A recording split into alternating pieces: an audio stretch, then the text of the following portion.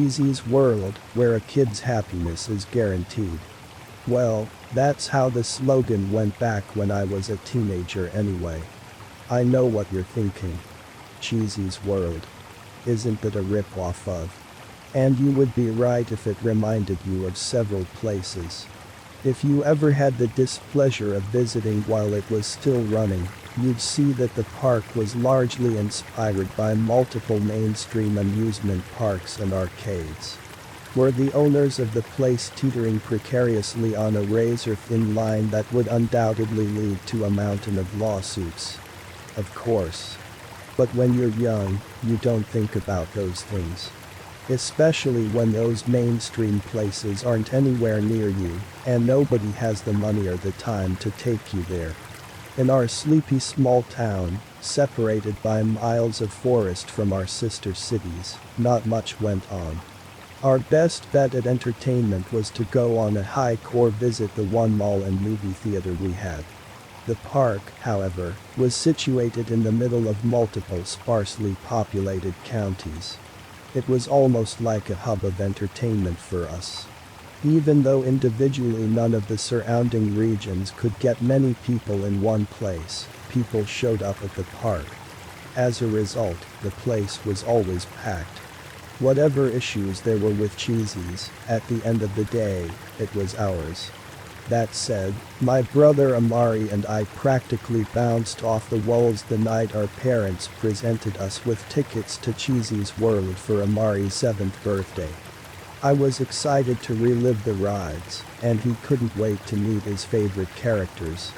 For some context, the amusement park's theme was centered around Cheesy and his band of friends. Cheesy, the pizza-loving, adventurous, upbeat mouse, was the face of the main cast. And he was always accompanied by his 3 best friends, Ronald the rabbit, Dizzy the dog, and Nina the duck. Again, clear rip-offs of other well-known characters. I get it. And as a 17-year-old at the time, these parallels weren't lost on me. But they were the closest I'd ever get to the real thing, so I honestly didn't care. Cheesy's World, Amari screeched, barreling towards my dad for a hug. Thank you. Thank you. Thank you. Don't mention it. My dad said with a wide smile. You boys have been keeping up with your homework, staying out of trouble, and keeping your rooms clean, so think of it as a little reward. He winked and walked upstairs, leaving us to our own emotions. Unable to contain himself, Amari took off toward his room and started playing some of Cheesy's classic songs he found online. Usually, the loud singing would have annoyed me, but seeing him happy put me in a good mood. I felt the immediate need to video chat my best friends, Chloe and Mark, and rub my soon-to-be amazing trip in their faces. Wow, that's awesome. I always wanted to go to Cheesy's when I was a kid. Chloe gushed, my dad never took us. Mark cut in with an exasperated sigh. You're seriously getting excited over going to a kid's amusement park? Brandon, you're 17. You should be getting excited over getting drunk at some girl's house, not meeting old guys in smelly costumes. Chloe took offense to this statement. Well, maybe he can enjoy things that don't get him kicked out into the street with no way home at 3 in the morning. Mark laughed. Oh yeah, I didn't have my car back then. Thanks for taking me home, Chloe. No problem, Mark. Someone has to be the hero, right? Point is, I think it's great that Brandon gets to do something fun. And it's not like he has to hang out with the characters all day. They do have some pretty amazing rides from what I've heard. I nodded. Hell yeah. Rides, surprisingly cheap amusement park snacks, their world-renowned pizza, and an arcade that I'm going to definitely clean out. It's going to be a great day. Just don't forget that it's your brother's weekend, Chloe said. I know you want to have fun, and you should. But please try your best to make sure that he comes first. Even if he wants to do all the boring kid stuff. Mark couldn't refrain from taking another shot at the park. It's all boring, kid stuff, Chloe. Trust me. When I worked there over the summer, it wasn't as happy and fun as they'd lead you to believe. Working the rides especially sucked. Definitely not worth the half-hour drive. I rolled my eyes. It's boring kid stuff I'll enjoy, Mark. I'll make sure to bring you back a light sword though, man. Anyway, it's getting late so I'll talk to you guys tomorrow. Let's do something cool after class. Chloe and Mark agreed, and with that, I ended the call and went to bed. The next day at lunch, I sat alone at the outside tables picking at some questionable mac and cheese when I heard my name being shouted from across the quad. Being the only black kid in a nearly all-white school usually got me some looks. But Mark had an knack for bringing even more attention to our group. I looked to my left and saw him with a massive smile on his face as his long legs carried him toward me.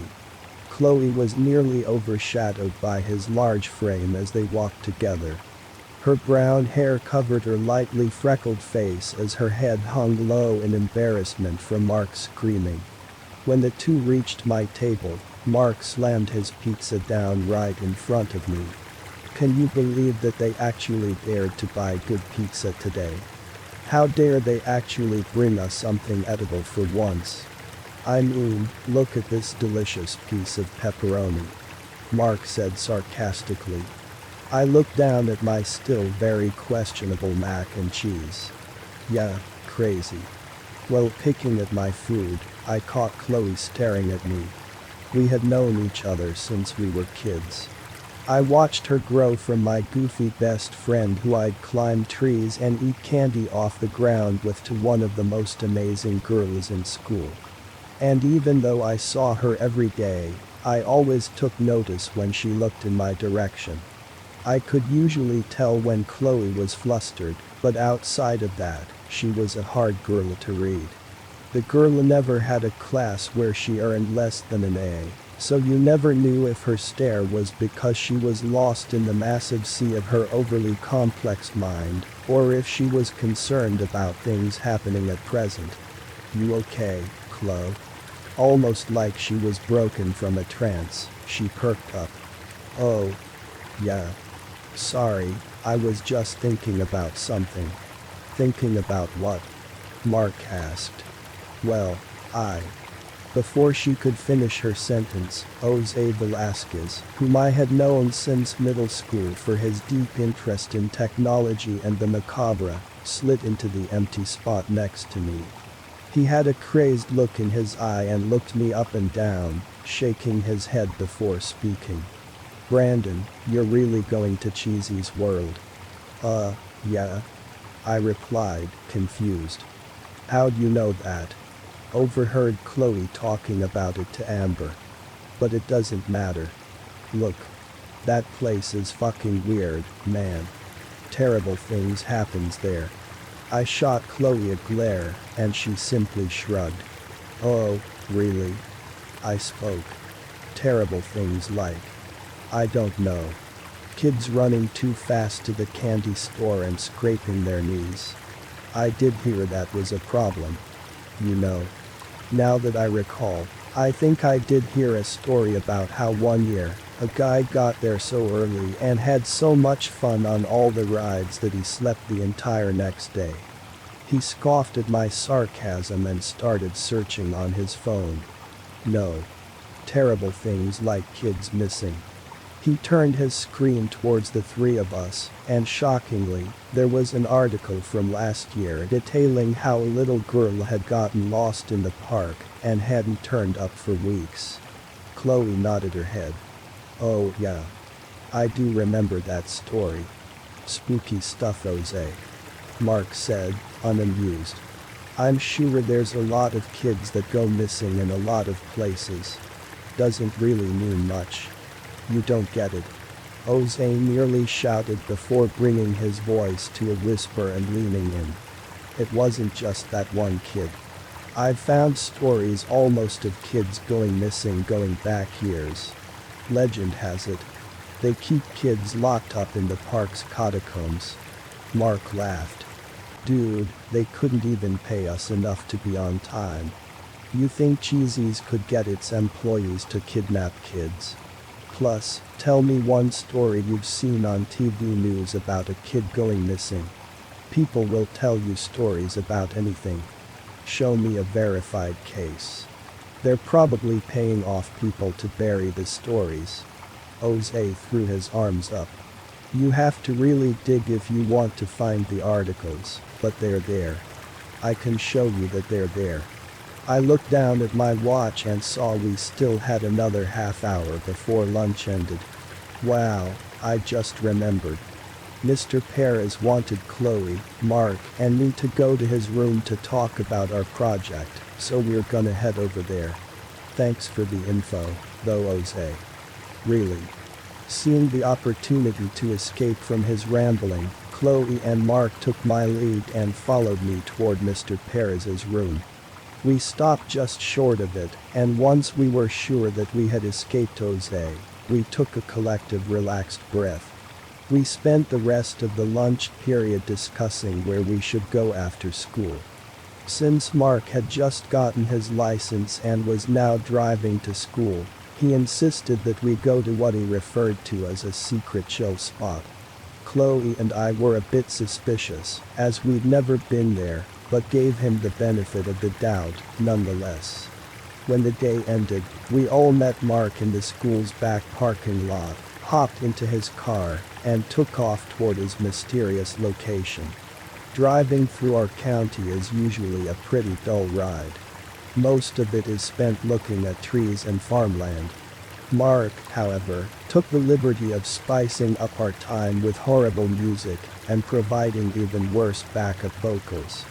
After about an hour of driving into the countryside, we made one stop for food before we finally pulled off onto the side of a road facing a cliff that overlooked the entire county. The sky was crystal clear, and honestly, the view from the cliff was beautiful. The town wasn't much to look at, but the nature surrounding it was picturesque. I could see mountains in the distance, vast forests accompanying them, and even the town's lake looked terrific as the sunlight gleamed off of its unmoving surface. I asked Mark if we were nearing his spot, and he replied with a broad smile, "This is my spot." He quickly got out and ran to the trunk to pull out foldable lawn chairs and a 6-pack of beer he got from a sketchy corner store. Nobody comes up here, so I like to just put out a chair and think sometimes. Chloe feigned amusement. Wow, Mark. So, this is where you spend all of that time not doing homework. Hey, to be fair, I have a stable C in most of my classes. If I do well on the tests, I can get away with skipping, like, half of my assignments. Chloe and I looked at him, half amused and half bewildered. That's not technically true, but I'll let you have that one, buddy, I said as I folded out a lawn chair. Mark handed Chloe and me 2 beers each, and then sat down in his chair. He raised one of the 2 remaining beers into the air and encouraged us to do the same. He cracked his can open and shouted, "Cheers to Friday."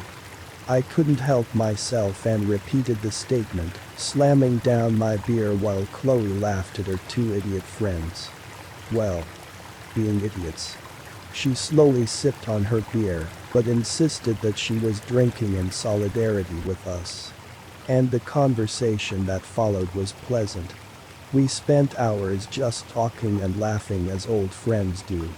It was the last moment of pure peace and relaxation we'd have for a while, and I really wish I could have appreciated that time more. Mark's ridiculously fiery personality contrasted with Chloe's quiet brilliance. My friends indeed were what brought a real spark into my life, and nothing was more apparent than when we had moments like that to just talk. We were kids free of the ugliness of the world. We could move through life fluidly without fearing what was beyond our safe little bubble. Life back then was good. When we decided to head back, It was already dark. Chloe complained of being tired, and Mark mentioned how he would have a long day of trying to sneak into college parties the next day. We loaded back into the car and began the ride back. The first few minutes were silent as we were all low on energy and wanted to be home more than anything. The thought of Chloe trying to say something to me earlier in the day before being interrupted popped into my head. At that moment, I felt compelled to ask. Hey Chloe. You were going to say something earlier at lunch. What was it? She perked her head up from her phone. She had a puzzled look on her face, but then remarked, oh, yeah. It's nothing. Well, if it was nothing, then you could definitely tell me. I retorted. She sighed and set her phone down. It's just. I was talking to my dad more about the park, and what Jose said was kind of similar to what he said. He went when he was a kid, and he felt something off about that place. You don't think it's weird that all those kids went missing there?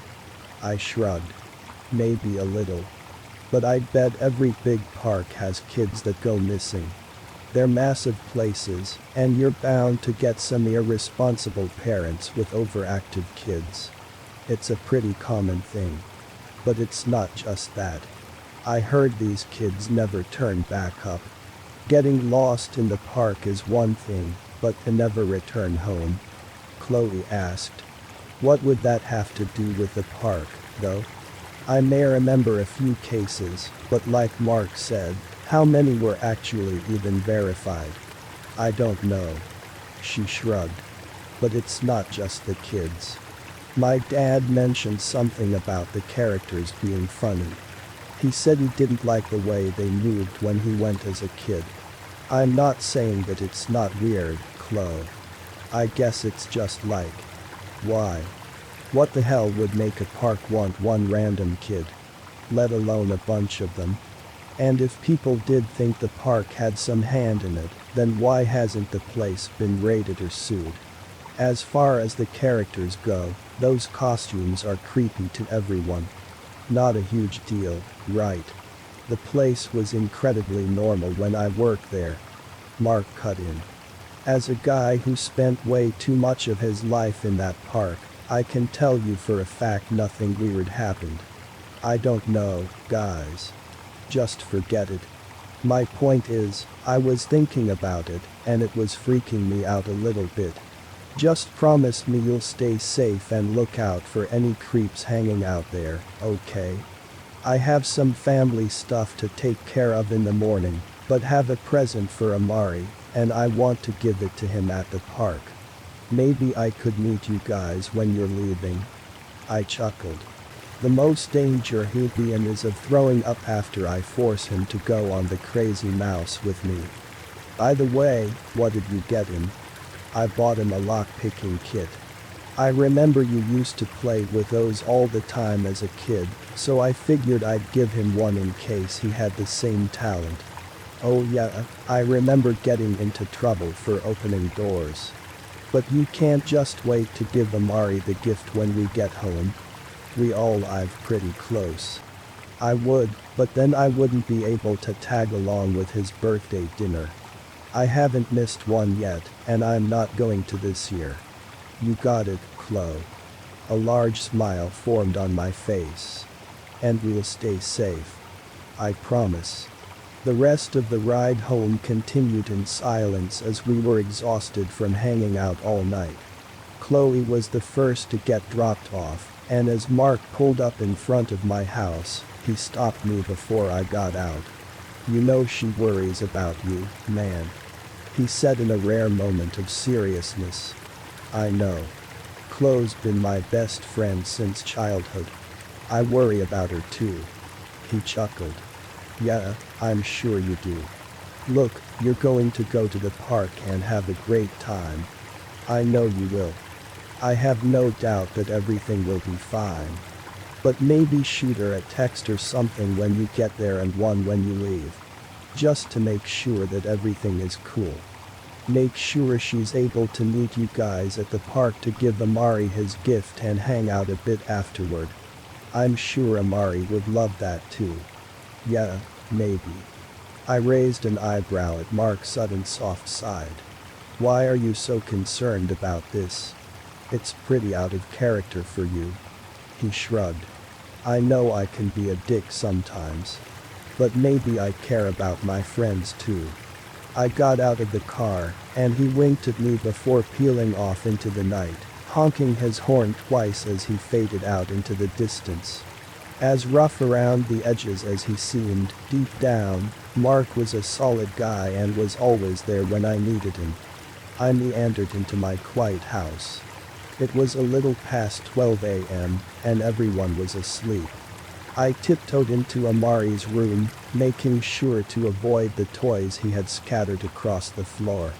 He looked like an angel as he slept peacefully. I swear I could see a smile form on his face as he dreamed. I kissed him on his forehead and whispered, "Happy birthday, buddy. Big brother loves you more than anything." I could feel a massive yawn coming on, which signaled it was time for me to go to bed.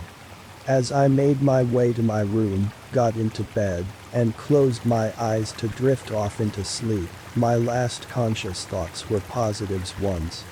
I was utterly confident that the next day would be absolutely perfect.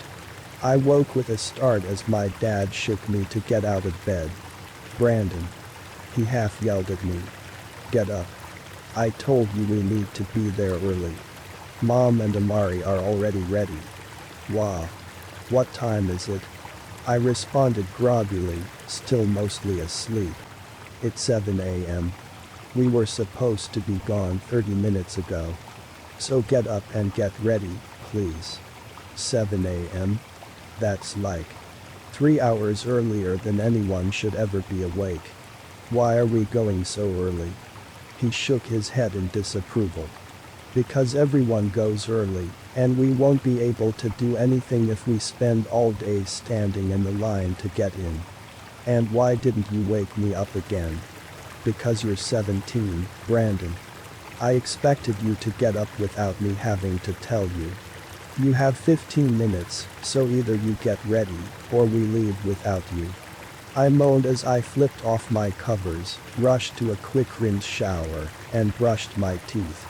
Once I was clean enough, I threw on a hoodie and some jeans and announced to my family that I was ready to go as I made my way downstairs.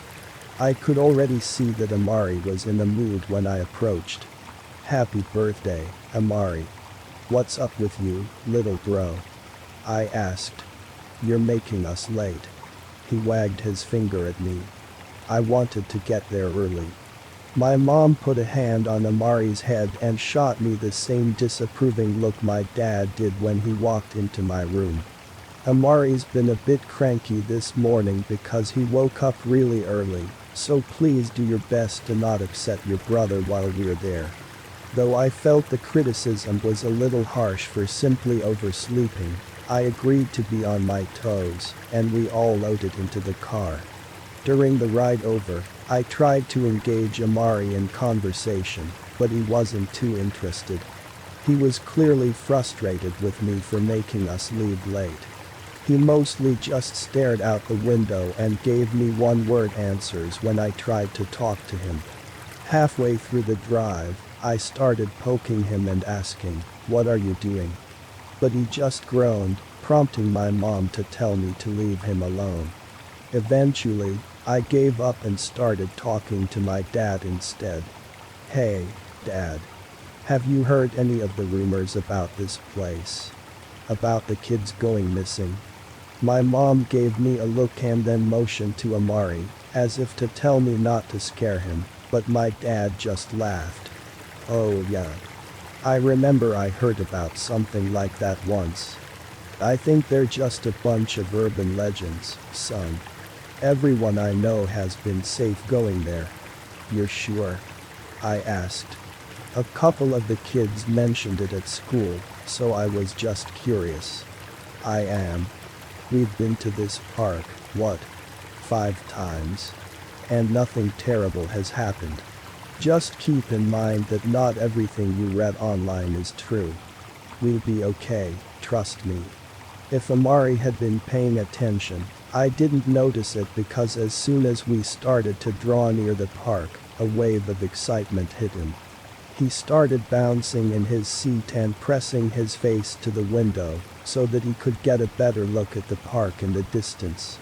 All while humming the cheesy songs he spent the past few days listening to. We drove past a large sign with Cheesy's massive smiling face looking down at us. His eyes seemed to follow us as we drove by, and his grin was always just a little too big for my liking. Under the mouse, giving us a big thumbs up were the words, "Welcome to Cheesy's World, where a kid's happiness is guaranteed." My mom looked back at us with a big smile and reached back to hold Amari's hand. "Are you excited? You finally get to see your favorite mouse." Amari nodded, barely able to contain himself as we finally pulled into the park. He was practically bouncing from the time we got out of the car until the time we officially entered the park. I have to admit, I was a little taken aback by what I saw. Though on the surface everything looked normal, there was something off. Maybe it was teenage cynicism, but I got the feeling that the park was dirty. I looked around the big entrance square where people were strolling around to get from one attraction to another. It was already getting busy. Through all of those happy families, I saw numerous pieces of trash were strewn about.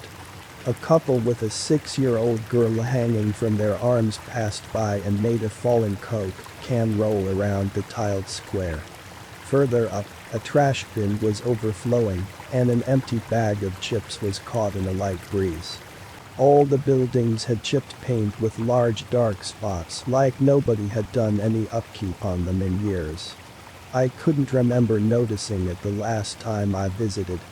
Not many people around seemed to be catching how janky the park looked. Several dressed-up employees walked by, but their costumes looked raggedy, and the characters themselves appeared lifeless.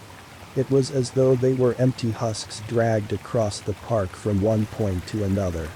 Their stiff, ragged movements toyed with my imagination, and I could have sworn they made a slight shuffling sound. I had a profoundly ominous feeling, and I could tell Amari was picking up on it when I caught him staring off at a petting zoo that had only one lazy-looking goat with a frown. I asked him if he was doing okay, and he simply shook his head. "This isn't what I expected." "I know what you mean, buddy." I looked over to my parents to gauge their reactions, but I could see the sense of childhood wonder in their eyes. They consistently pointed out the attractions and how amazing everything looked. It was like they were being blinded by their inner children. "So, what do you want to do first?" "Maybe the Blackbeard water ride," my mom asked Amari. "Isn't that where they keep the frozen head of the park's founder or something?" I asked.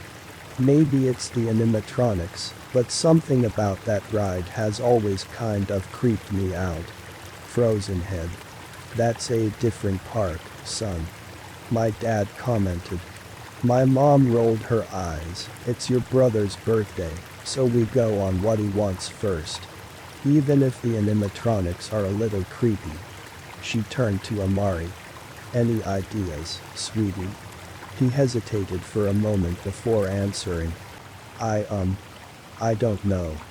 Maybe we could try to go on the time train. I always liked seeing the dinosaur part." His speech was quiet, and he looked at the ground, unsure of his choice. This was strange because he was almost always confident in his choices. Whenever we had gone to a place of his choosing, he would passionately exclaim what he wanted to do. "That sounds like a great idea," Dad exclaimed before leading us all to the train.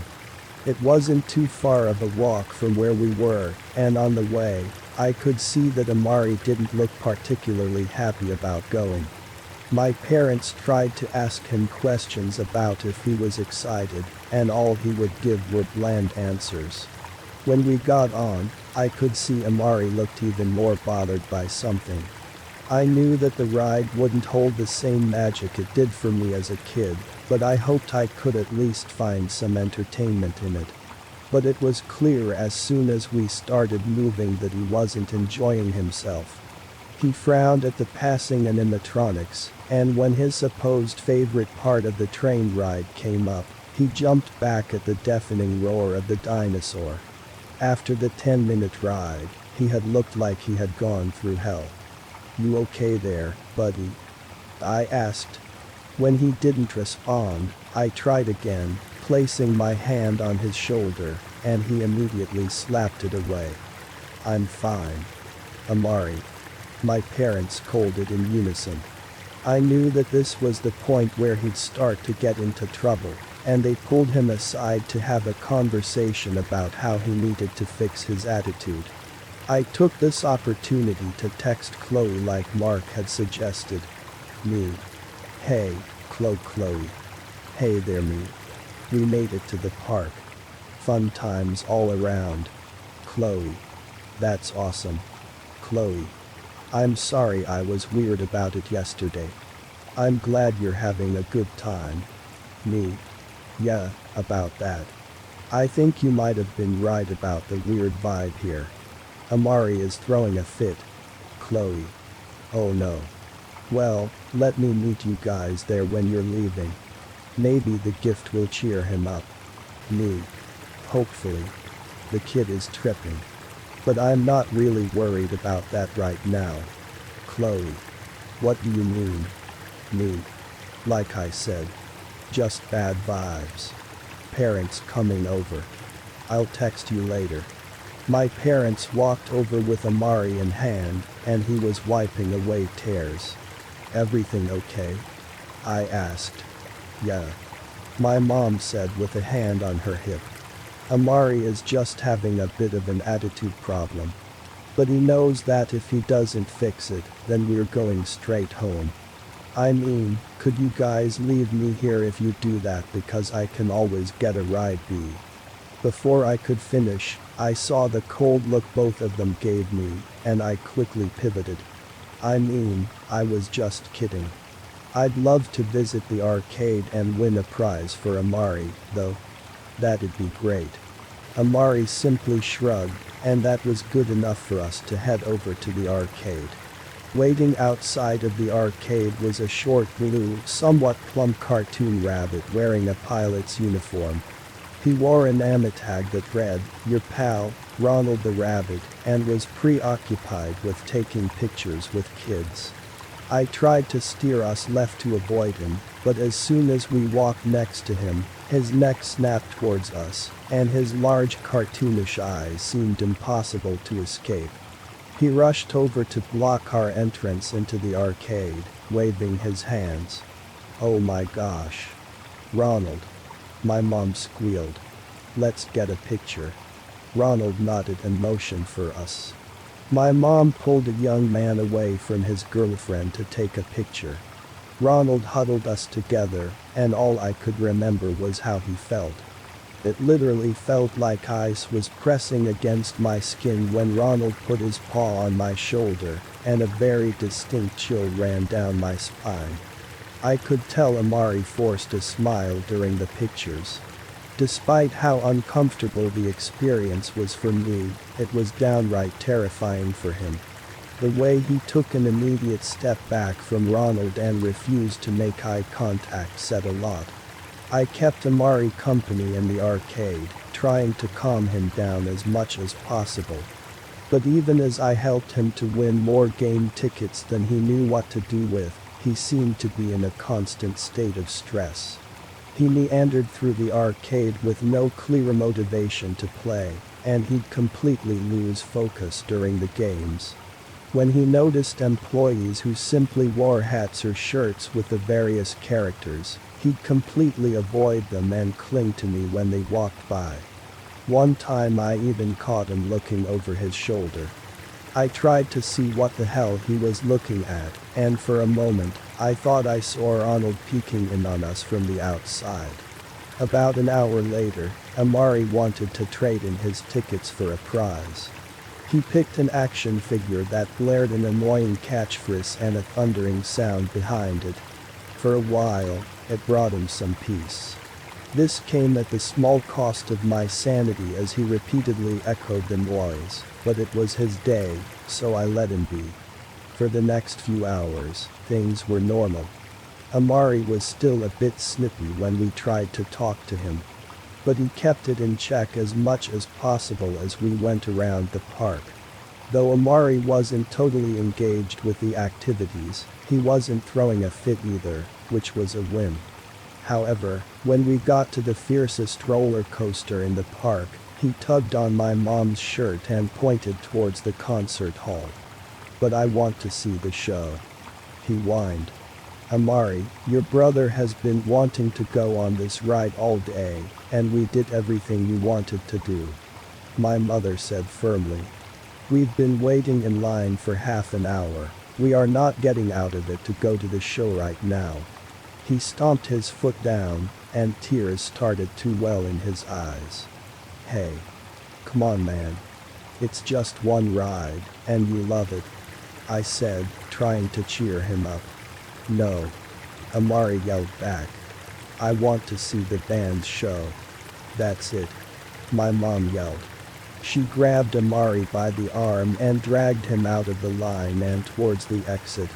My dad and I tried to follow carefully behind, but my mom was determined to storm back to the car and get home, with Amari fighting her the whole way. But just before we reached the gate, another character, a yellow duck with long blonde hair, pom-poms, and a shirt with a pizza on it, jumped in front of us. I think she caught my mom off guard because it stopped her march in her tracks. "Nina," Amari yelled, pointing to the dancing duck. Nina started to dance around and shake her pom-poms.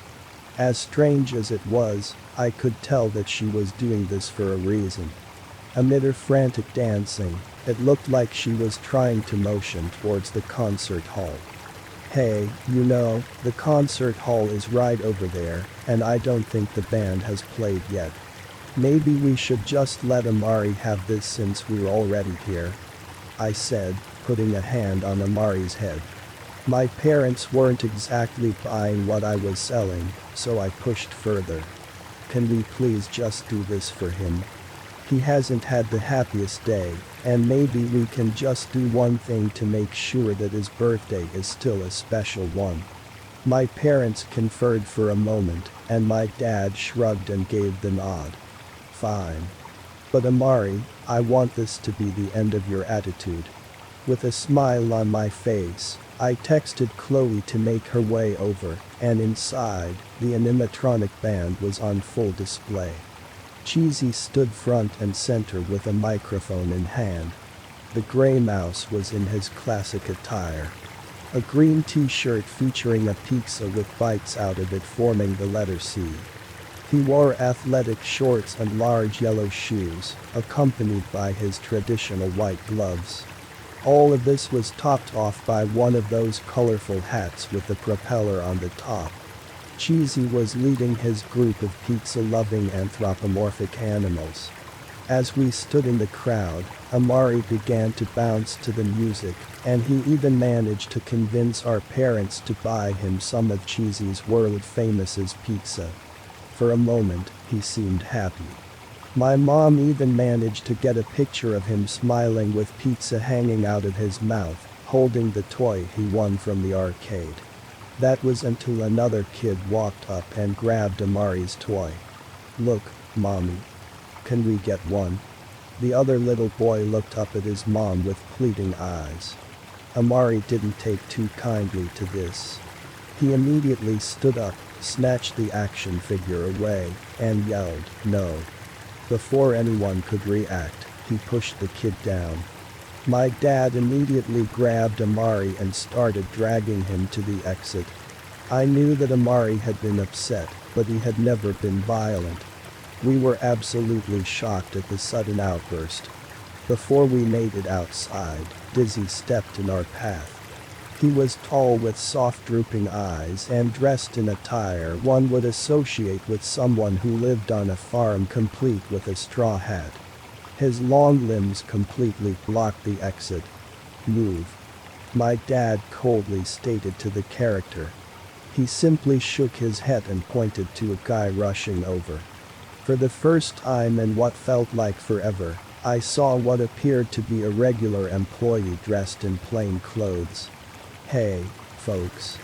I saw everything that happened just there, and here at Cheesy's World, we like to provide a safe and healthy environment and get to the point, my mom said, cutting him off.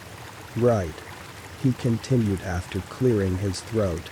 Well, we'd just like to bring you in to talk about the incident so that we can make a report. I'd like to assure you that you're not in trouble and we get that these things happen. We just want to be responsible when they do. AA, where's your son? He's right here. My dad suddenly realized he was grasping at air. He frantically looked around but didn't see Amari anywhere. Amari, he yelled. Amari. It took my parents all of a second to run around the concert hall, searching for Amari. I stood in shock, unsure of what to do. Had he really run off? So much of this seemed out of character for him. Even when he got emotional. I told my parents I'd be right back, and I ran outside, spurred on by pure adrenaline, screaming his name. I sprinted the perimeter of the concert hall, down by the train, and around every building he could be hiding behind, desperately searching for him. I pushed numerous people out of my way and made sure every person I passed wasn't trying to escape with Amari. By the time I got back, I could see my parents were in tears. They were being told that we needed to go back to the park manager's office to talk to security about where Amari could be. I was terrified. A million thoughts ran through my head. Did someone take him? Did he wander off? Is he safe? I could already feel the tears parading down my face as I was constantly bombarded by thoughts of worst-case scenarios. Anger at myself started to boil up in my body. How could I have let him go like that? And why weren't these park employees freaking out as much as my parents and I were? Once we arrived, they assured us they had people around the park looking for him, and that security was checking the cameras. We stayed all the way through closing, and there were no developments.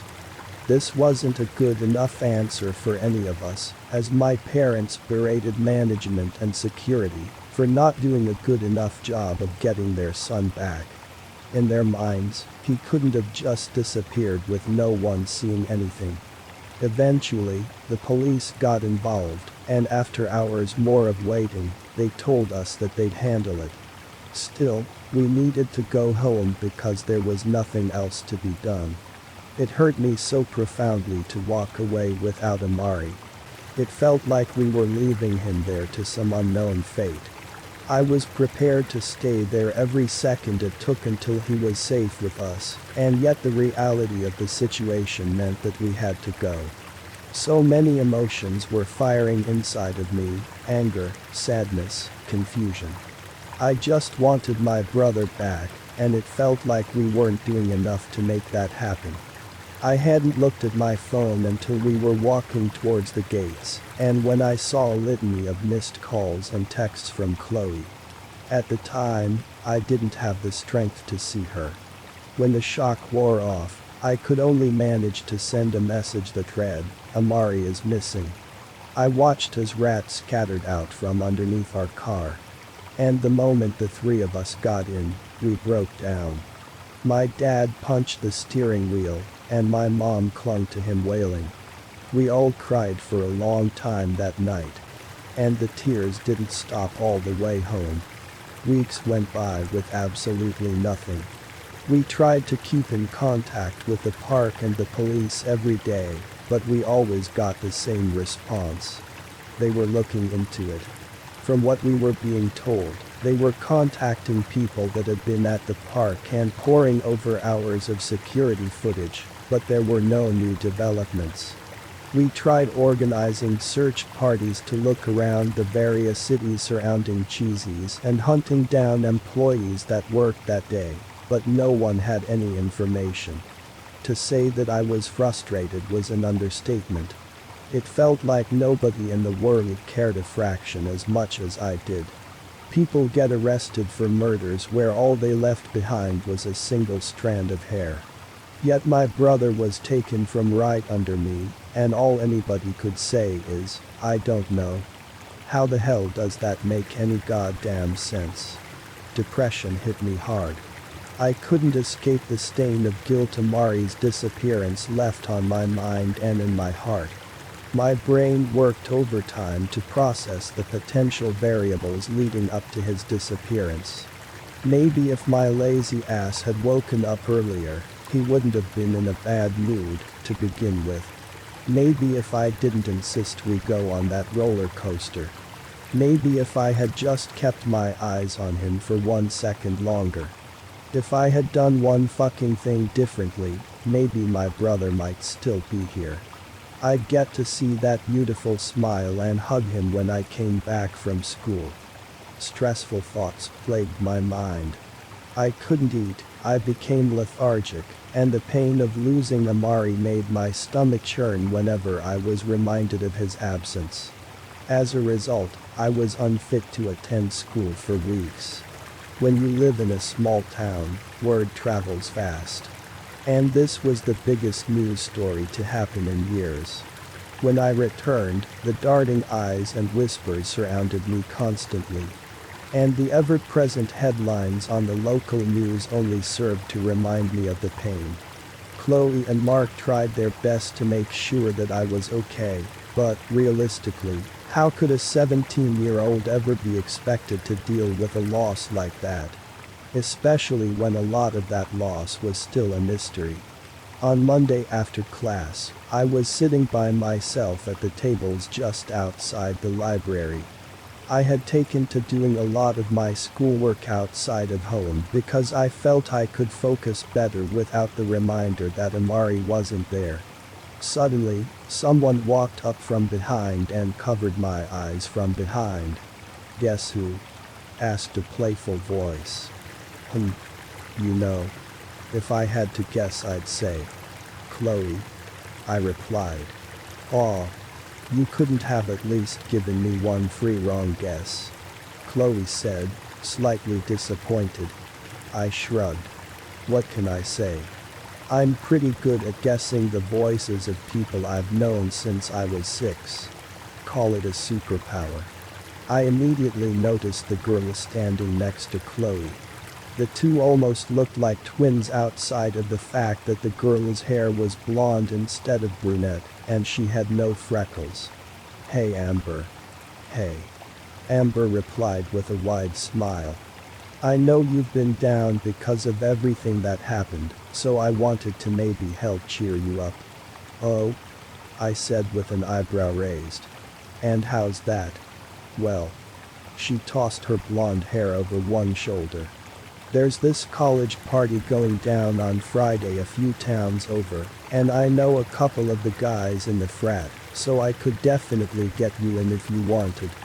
I think Chloe could sense what I was going to say before I said it, because she instantly hit me with, "Come on, it'll be fun. One night to forget about everything." "Brandon, it's awful seeing you hurt like this. Maybe it'll help." I sighed and stood up. "Yeah, right. Look, I gotta go. I'll let you guys know when I know." I began to make the walk home. After a 20-minute walk, I reached my house. But as soon as I reached for the doorknob, I felt my phone buzz. Looking at the caller ID, I could see that Mark was calling. "What's up, man?" "Brandon, dude. I heard Chloe and Amber invited you to that party on Friday." "Yup. I do recall that happening 20 minutes ago. And you turned them down." "Amber is one of the hottest girls in school, dude." I said I let them know. I shrugged. Come on, bro. She's just trying to help. I know what you're going through is rough. I can't even imagine what I'd do if I lost my sister, but if you keep wallowing in pain, you'll never feel better. Mark's voice lowered a bit before perking up again. You need to do things that make you happy. And as dumb as it sounds, maybe this is the opportunity to forget for a few hours. Getting drunk isn't going to solve my problems, Mark. Maybe that works for you, but alcohol isn't bringing Amari back. Plus, what the hell would you know about dealing with trauma? I hadn't even noticed how much I raised my voice. It's great that you think you have an idea of how you would feel, but nobody really knows what this pain is like until they fucking go through it. I don't need a damn lecture about my own feelings. Mark went silent for a moment. I wanted to apologize for attacking him, but before I could, he started speaking again. You know, I never told anyone that my mom's sister was murdered. It impacted her for years, and seeing her go through that emotion was really hard. Your parents are supposed to be your rock, and when they can't keep it together, then how do you think a child feels? He paused again to think. For a long time, I felt guilty for not getting to know my aunt, but in a way, I guess I'm lucky that not knowing her made the pain not as bad. But my mom was devastated, Brandon. And the only way she pulled herself out of it was trying. She made an effort to be happy, and even though she carries that pain to this day, she can still smile and be kind and enjoy life. Mark, I don't, man. It's cool. My point is, it's natural to feel what you're feeling. I'm sure that the other families that lost kids there felt the same pain. But you have to start somewhere no matter how much it hurts. At the end of the day, there's still hope Amari will be found. But it doesn't help to mope around until you get the news that he's either found or, you know. Yeah, you're right. I said quietly. I'll figure it out. Just give me some time. Of course. If you need anything, Chloe and I are here for you. Yeah. I gotcha. I hung up, went inside, and walked up to my room with mixed emotions. Was it really as simple as just doing things I liked and pretending to be happy until I was? What was really the healthiest way to deal with this? And what about the other families? How had they dealt with it? The sudden realization hit me like a Mack truck. The other families. I rushed to my laptop to do some research. I found a lot of news sites that had reported on the disappearances. Child goes missing from beloved amusement park, 1967. Child at Cheesy's never found, 1973. Parents baffled at child's disappearance at Cheesy's, 2005. Every single fucking year. It was never on the same date. No two kids seemed alike, but the one consistent thing was the age. All of them were between 5 and 12. Not only was Ozea right about the sheer number of cases, but he was also right about some of these stories being absolutely buried. It looked like some families had to go to really obscure sites to mention that their kids disappeared. And even then, there was never a lot of information given or any follow-up stories done. Why weren't more mainstream sites reporting on them? I thought. This place had been associated with a ton of missing kids. All of the police interviews done in subsequent years, all of them had said that they were looking, but there was no clear evidence to go on. I dug further and found that the owner had only even commented on the kids once in the 90s. Most of it was typical PR jargon. But there was one quote that stuck out to me. He mentioned that wherever they were, he was sure they were happy and healthy. What does that mean? I whispered to myself. Why on earth would you assume a missing child is happy or healthy? It was a simple remark that didn't get much play in the media, and easily could have meant nothing. But the fact that he wanted everyone to pretend like things were okay gave me a bad vibe. Why at Cheesy's? What the hell did he know?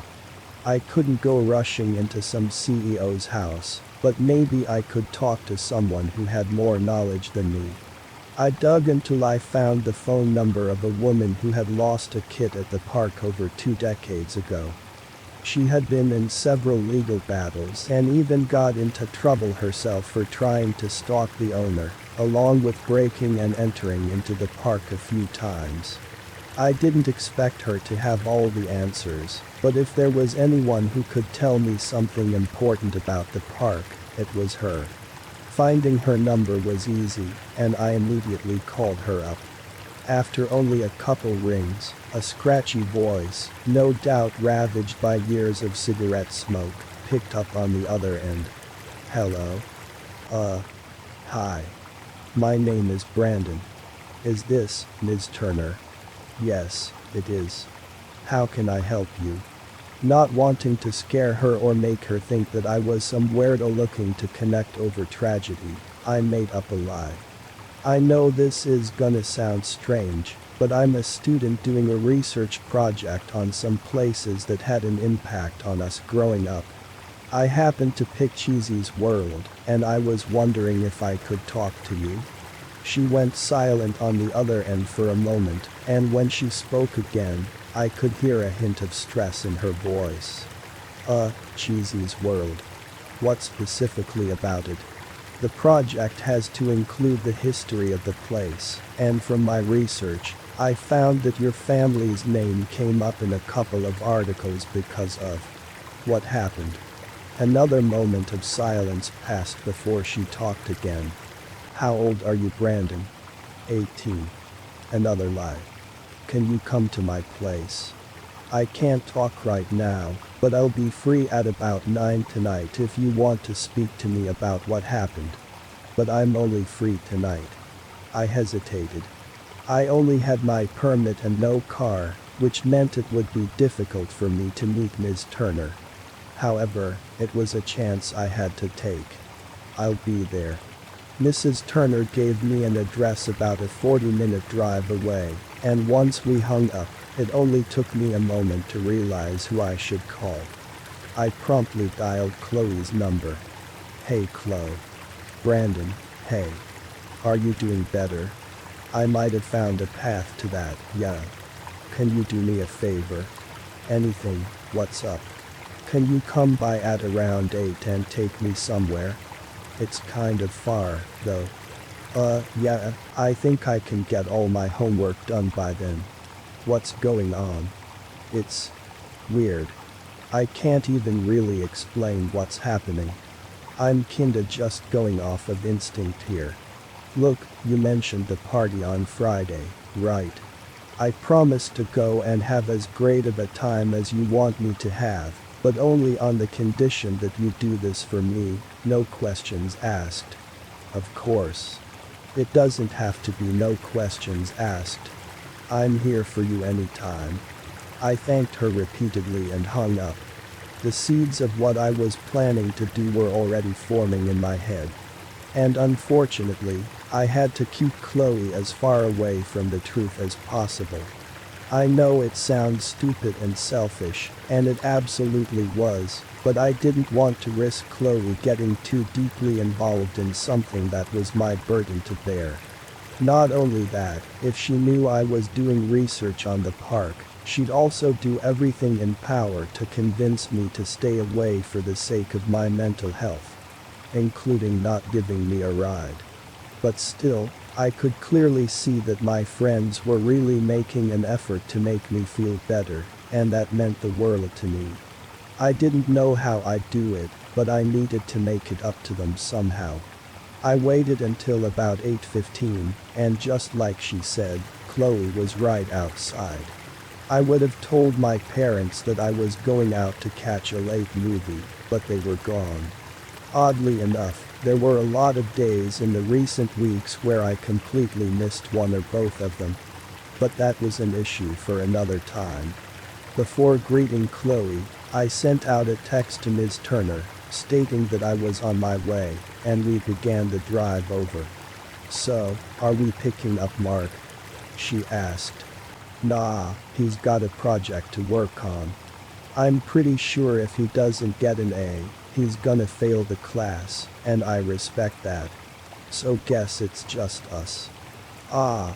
Just us like old times. Yeah. Back when things weren't as fucked up." "Stop that, Brandon. Can we not bring the mood down?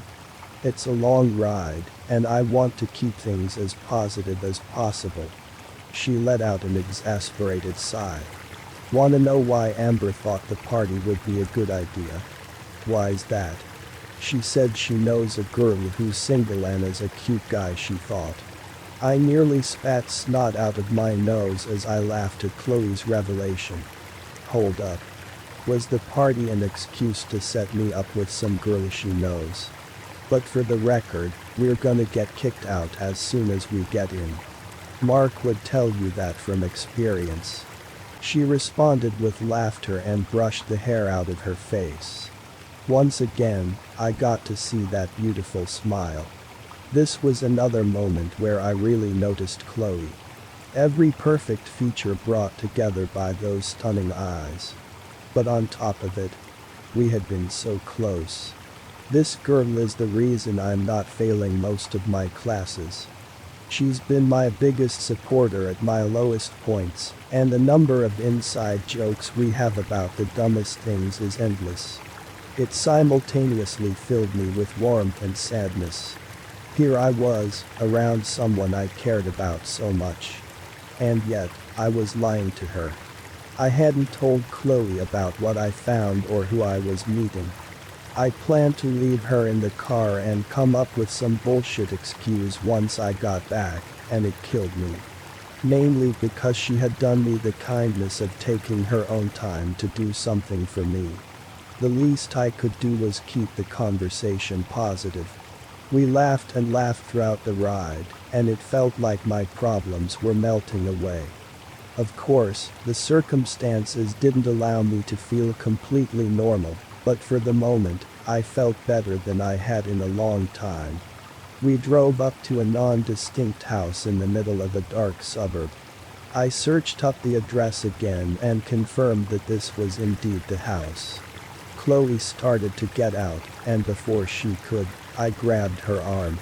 "What are you doing?" she asked, confused. "I've gotta go in alone." "Why?" she snapped at me. "I drove all the way here for you to leave me in the car. It's really personal stuff, Chloe. Remember, I said no questions asked. I promise it's nothing too crazy. I just really need to talk to this person. I won't be more than 20 minutes. And if I try and come in with you anyway, I'm not getting out of this car if you try to. Please just trust me." I could tell she was grappling with the idea of leaving me to do whatever mysterious thing I had planned. Still, eventually, she relented and told me to just be quick about it. I gave her a nod and told her I'd be right back. Walking up to the house felt strange.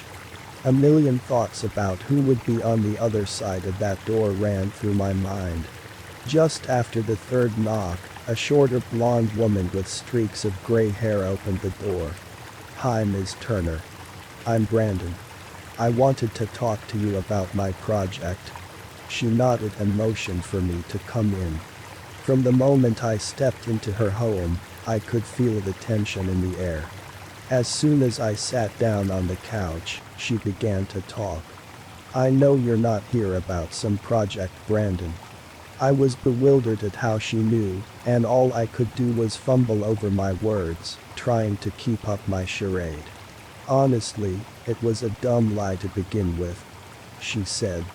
I could see her start to pour a glass of whiskey and then downing it in one go. She offered me some, but I politely declined, not trusting her yet. "How'd you know I was lying?" "Because I've dedicated so much of my fucking time to keeping an eye on every weird thing that happens at that park ever since I lost my son Daniel. When I heard about your brother going missing, I had a feeling you'd come looking for me. A lot of people come to me asking what steps to take because I've been so outspoken. Why were you so convinced that the park was responsible for taking Daniel? She laughed at my question as if it was the most ridiculous thing in the world. When kids get taken, it's almost always by someone they know. Before I moved out here, I lived my entire life in a small town with maybe 2,000 people. Never made an enemy, and I knew just about every goddamn person by the first name. None of them wanted to take him. You figure out who that leaves. Crazy strangers. How would you know that the park is involved? Think about it, Brandon. A popular theme park wouldn't do everything in its power to prevent people from taking your kids. Cameras, security, other people who go there for a fun time. All of that, and my kids still get snatched, never to be seen again. Then they tell me they found absolutely nothing for years. How likely does that sound to you? I went silent as she continued to speak, contemplating the gravity of her words. Every single family I've talked to, every one of them said the same thing. Nobody they knew would have wanted to target them, and yet they had their kids taken without a trace. For most of them, it happened in a second. One moment they're looking at a map of the place. The next, their baby is gone forever. If that doesn't sound like something is going on, then I don't know what to tell you. It sounded insane. What would a park do with kids? And how could they do that without anyone seeing them? It didn't make any sense. Do you think the owner is involved? I asked. I saw that you were investigating him before. Maybe he knows something. She shook her head. No. I don't think so. If anything, that park should be a burden for him. From what I've found, that place bleeds money every single year. It hasn't been profitable in decades. The man hasn't even made an appearance there since the 90s. But not only that, in one interview, he said he wished the place would just burn in a fire. I'm not sure why he chooses to keep the land, but from everything I've gathered, he's not involved.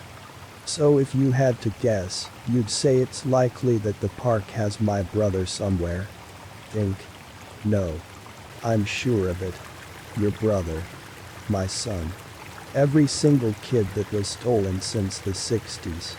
When I managed to get into one of the on-park offices, I found a list of kids' names and their favorite characters. That list didn't just include my Daniel, it included so many of the poor kids that have gone missing over the decades. And some that would come to go missing in future years. If that's not damning. Future years. They keep tabs on kids. Why the hell didn't you go to the police? I tried. She snapped, getting frustrated with me for not believing her. But who's going to listen to the crazy lady that broke into an amusement park? And who's going to think that she didn't just print up a list of names because she has a grudge? Look, Brandon. I know it sounds crazy, and it absolutely is. But that park is fucking evil. No one else wanted to take these kids. The last place they were seen was at Cheesy's, and Cheesy's denies having any evidence these kids were taken. Doing math. Her words echoed in my ears. What she was saying couldn't be true, could it? If it was, then, unfortunately, I knew exactly where to find Amari. But the big question still was why. What would the park want with a 7-year-old? And how could they have taken him without a single person noticing? I'm still curious why you'd agree to tell me all of this. And you never told me why we had to do this at your place. Because someone has to. I'm going to be honest with you. Fighting that park is impossible. I've tried in every conceivable way. But the one thing I can do is bring some kind of closure. As for doing this here, there are fewer rats. With that, I nodded and walked off. I didn't feel comfortable enough to say bye because it wasn't like this was a friendly conversation. I had just learned that it was very likely my brother was taken by a park that I damn near grew up with. So many thoughts were bouncing around in my head that by the time I returned to Chloe, she could immediately tell that something was wrong. Well, you kept it under 20 minutes, which is great, but you also look like someone stole your lunch money. It's nothing. Just thinking a lot. Chloe sighed. Brandon, I can tell you're hurting. I'll never know the pain you're feeling, but please, talk to me. I need you to be okay. I wanted so badly to tell her, but all I could do was stare at the dashboard. At that time, I couldn't bring her or Mark into it more than I needed to. Maybe after everything was done. Things were changing every second, and this rabbit hole I was determined to descend into had gone from a mysterious place to an absolutely terrifying one. Her look of anger suddenly turned to one of concern. Please just say something. I turned away from her, resolved to my silence. Fine, she said quietly. I know that you're scared, Brandon. But going through pain alone is the worst way to handle it. We drove back to my place in silence. I gave a soft bye before getting out of the car and going back up to my room. My parents still hadn't come back yet, which I found odd but worked out for me because I had one more call to make, and I didn't want them to overhear me. Jose sounded half asleep when he picked up the phone. Hello? Yo, man. It's Brandon. Brandon. Hey, I heard what happened. I'm really don't worry about it. You were the first one to mention that kids went missing from that place. That being said, I have some questions. First, how do you know about that place? His voice turned serious. I've always been interested in urban legends. And there wasn't a day where that place didn't give me weird vibes. Reading about all the disappearances just confirmed things for me. Would you say that the park is connected to the kids disappearing? Oh, 100%. There's no way they didn't catch those kids being taken on camera. If I was a betting man, I'd say they have footage of everything going back a long time. This piqued my interest. That's interesting. So if someone could get that footage, then they could expose everything, right? Hypothetically, yes. But you're not hacking into the computers from the outside. I know that for a fact. And you're not going to get remotely close enough in the day to look through their files. So, what could someone hypothetically do? Well, what you would have to do that might work is physically putting in a flash drive with spyware, so that you could have access to everything. And that involves a bit of breaking and entering. I might know someone that can help with that.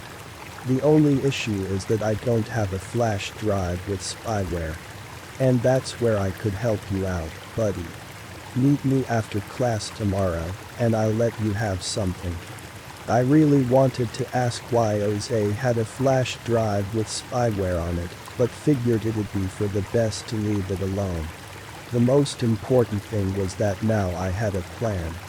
I'd go to the park, find the security office, use my lock-picking skills to get in, install the spyware, and then prove that those bastards took my brother. I texted Ms. Turner and asked her how she managed to get into Cheesy's. She had a few questions about my intentions, but didn't push too hard when I gave her soft answers about just being curious.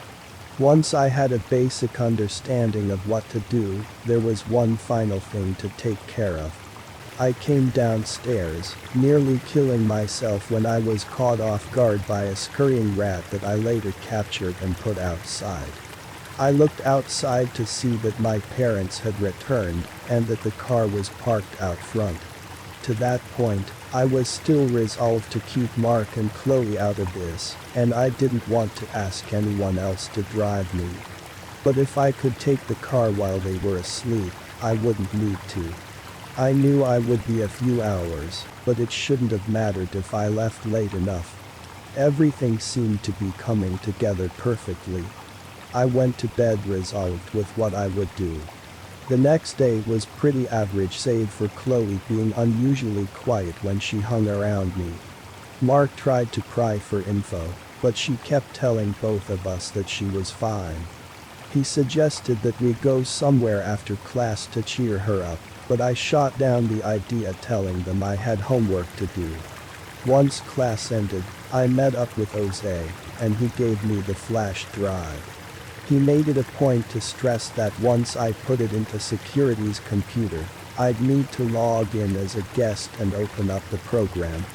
He claimed that the program should run whenever someone logs in on their personal account.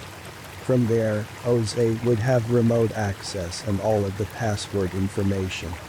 For him, having access to this info was payment enough for giving me the flash drive. Now I had spyware, a means of transportation, and the knowledge of how to get into the park. All I needed was patience. I waited until roughly 1 in the morning before making my move. Donning all black complete with a bandana wrapped around the lower half of my face, I grabbed my old lock-picking tools, and I was ready to go. I made sure my parents were fast asleep before hopping into my dad's car. As I turned the keys in the ignition, I took a deep breath and tried to center myself. When I turned off my phone before taking off so that it wouldn't buzz and give away my location, I noticed a text message. Chloe. Hey, I don't know if you're up, but I can't sleep. You doing okay? It killed me to silence my phone and ignore the message, but I knew that it would be worth it once this was all over. Amari would be back, and I'd be more than okay. I'd be whole once again. I took off towards the park with a single goal in mind, which was to get Amari back home at all costs. I think I zoned out on the drive over because it didn't feel like I was consciously doing it. I kind of just floated towards the general direction of the park. My mind was devoid of thought. It was just me and the dark road that was simply a pathway to Amari. But once I had passed the sign with Cheesy's smiling face welcoming you to the park over that stupid fucking slogan, I knew this was it. This was when my life could finally start to be normal again. Instead of pulling into the parking lot, I parked just off the park's campus at a nearby 24-hour convenience store and made the walk over. I could feel my heartbeat ring in my ears as I made the silent walk through the parking lot. The ominous atmosphere and knowledge of what I was planning to do made every step towards the park feel like I was walking towards a terrifying fate. I couldn't describe it at the time, but from everything I had learned until that point, the place just seemed off. I knew that I was afraid. My own fear of breaking into a beloved park was to be expected. And if it was true that they were holding kids captive then, of course, that was another concern. But beyond that, there was something else. Something was tickling the primal part of my brain, flashing signals that everything went so much deeper than I could ever understand. But whatever I was feeling had to wait as I walked up to those gates. I could see a large number of rats crawling out from under the entrance, which caused me to jump back in surprise. Feeling down the cold steel, I attempted to jingle the entrance open just in case. I noticed the electric keypad lock and knew that I had to resort to the actual plan. Looking over to my left, I saw that there was a set of bushes flanking the gates. From what Ms. Turner had told me, kids used to climb under those bushes to gain access into the park, but they had since installed sheets of wood to block the crawl space. Of course, with the park operating in the red, these sheets weren't exactly the most expensive or durable, and could easily be kicked out. Normally it'd be a struggle to do this because I'd be noticed pretty quickly, but with no one there, it only took a few hard kicks to the wood for me to break it down. Once it was out of the way, I was able to army crawl under the bushes and into the second park checkpoint. There it was as simple as hopping a turnstile and strolling into the park. I had actually managed to make it inside. Even though I had done what I thought would be the most challenging part, it felt wrong. There was no security at the front, and I didn't see any flashlights in the distance. I assumed I'd have to be ducking and dodging a lot, but the place almost looked abandoned. Could they really be struggling so much that they couldn't afford security guards? Regardless of how much money they were bleeding, protecting your property is a necessity, so why wasn't this more challenging? As I made my way through the park, I stopped a few times to marvel at what the place looked like wholly shut down. Looking for the security office was difficult. I had only been to that office once, and I wasn't in the right frame of mind to commit the path to memory. Eventually, I conceded that I was lost and was going to resort to using the park's online map to find where I was. Maybe I could even find a landmark to locate the general area of the office. No sooner had I pulled my phone out did I hear the very distinct sound of a can being kicked in the distance. I immediately scanned the area but saw no flashlights and heard no voices. Logically, it made sense to assume it was an animal, but in the back of my mind, something was screaming that that was the wrong assumption. I continued to scan the area, and to my horror, what I saw confirmed every dark fear I had about this place. Standing in the distance and clearly facing in my direction was Ronald. He was softly illuminated under a dim pathway light, so I couldn't get a good look, but what I saw unnerved me to my core. His suit was absolutely filthy, and his ordinarily perky ears hung low. Parts of his costume were in various states of decay, and he stood hunched forward with his arms dangling lazily in front of him. For a second, neither of us moved, but then in an instant, he charged. I screamed out, "Oh shit," and hauled ass out of there. I didn't know where I was going, but anywhere was better than there. I could hear his footsteps quickly gaining on me. For as clumsy as I thought the costume would make him, he was coming at me like an Olympic sprinter. I knew that I'd have no chance to outrun him, and that my only real option was to hide. I dove towards the Crazy Mouse rollercoaster and hid amongst the support structure, making sure to keep absolutely still against one of the beams as he raced past me. Millions of thoughts were firing in my head. Before I had even a second to process them, I looked up and saw Nina impossibly contorting her body to clutch onto the horizontal beams around her. She, too, was twisted. She was twice her regular size, and her beak was missing. In its place was a large open hole in the shape of a smile, with a few human teeth embedded around the hole's borders.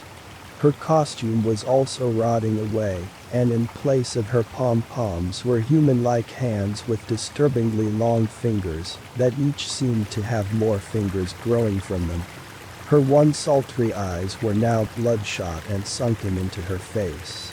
Her famous pizza shirt was gone, revealing multiple patches of missing feathers.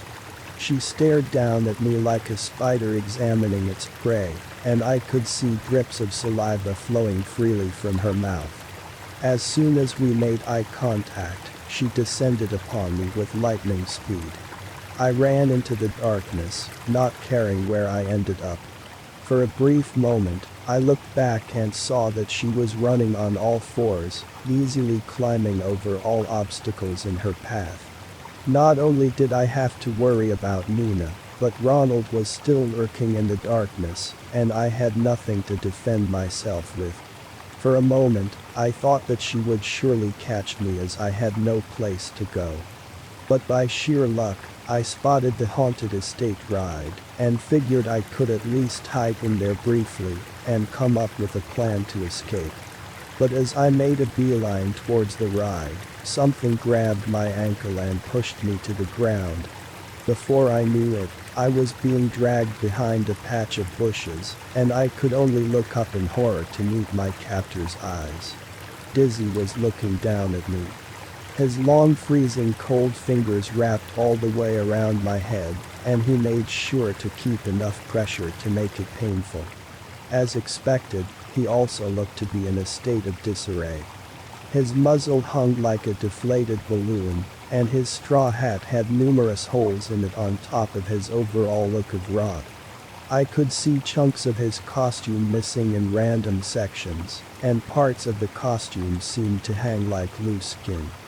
Using his other hand, he reached into my pocket and pulled out the flash drive and crushed it in one motion. Then he pulled out my lock-picking kit and flung it far from where he had me pinned. He raised a long finger to the end of his drooping mouth and made a silence motion before getting me to my feet and looking around. He stood much taller than he usually did. Last time I saw him, he was around my height at 6 feet, but this version easily stood a foot taller than me, and his arms hung low to his feet. I was in utter shock, and sweat was pouring down my face. Here before me was this monster, and I didn't know if I could run, fight, or reason with it. But it didn't matter because I didn't even get to choose. In the blink of an eye, he reached out to grab me and shoved me into his body through a partially open slit in the suit. In my mind, I was dead. It was pitch black and freezing inside the costume.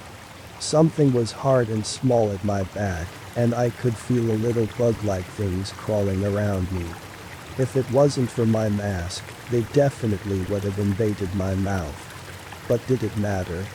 I had been caught, my flash drive was destroyed, and I couldn't even make it to the security office. On top of it all, I was going to die at the hands of some otherworldly creature, just because I wanted to see my little brother again. Tears began to flow liberally as I slowly resigned myself to my horrible fate. Thoughts about everything leading up to that point raided my mind. Despite every shitty thought that permeated my mind, the ones that stood out were of my friends and family. Mark, Chloe, my parents, and most of all, Amari. I'd never see them again. And why? Because I was afraid to ask for help. Because I felt that I could deal with something that I obviously didn't even understand. The least I could have done was be honest. I could have said goodbye, or I love you. They'd at least have that closure of knowing how much I cared about them. And now, this was my punishment. I was in there for what felt like hours. But to my complete surprise, I could feel a set of cold bony hands wrap around my body and rip me from the inside of my captor. I was back outside the park. Dizzy stood over me, and I could see numerous roaches crawling in and out of the slit that I had assumed to be my tomb. I scrambled to my feet, but he didn't move. He pointed towards the street in what I could only think was his way of telling me to go. I could see Ronald and Nina in the distance making their way towards us. To my horror, they had brought company. Numerous other deformed characters were following them, peeking out of the darkness and descending on me. Even though I was in the parking lot, I knew I wouldn't be safe until I was completely off campus.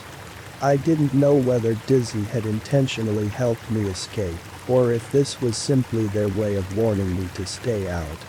Maybe it was both. But before I ran off toward the safety of my car, Dizzy began to choke out something that seemed to be akin to his version of speech.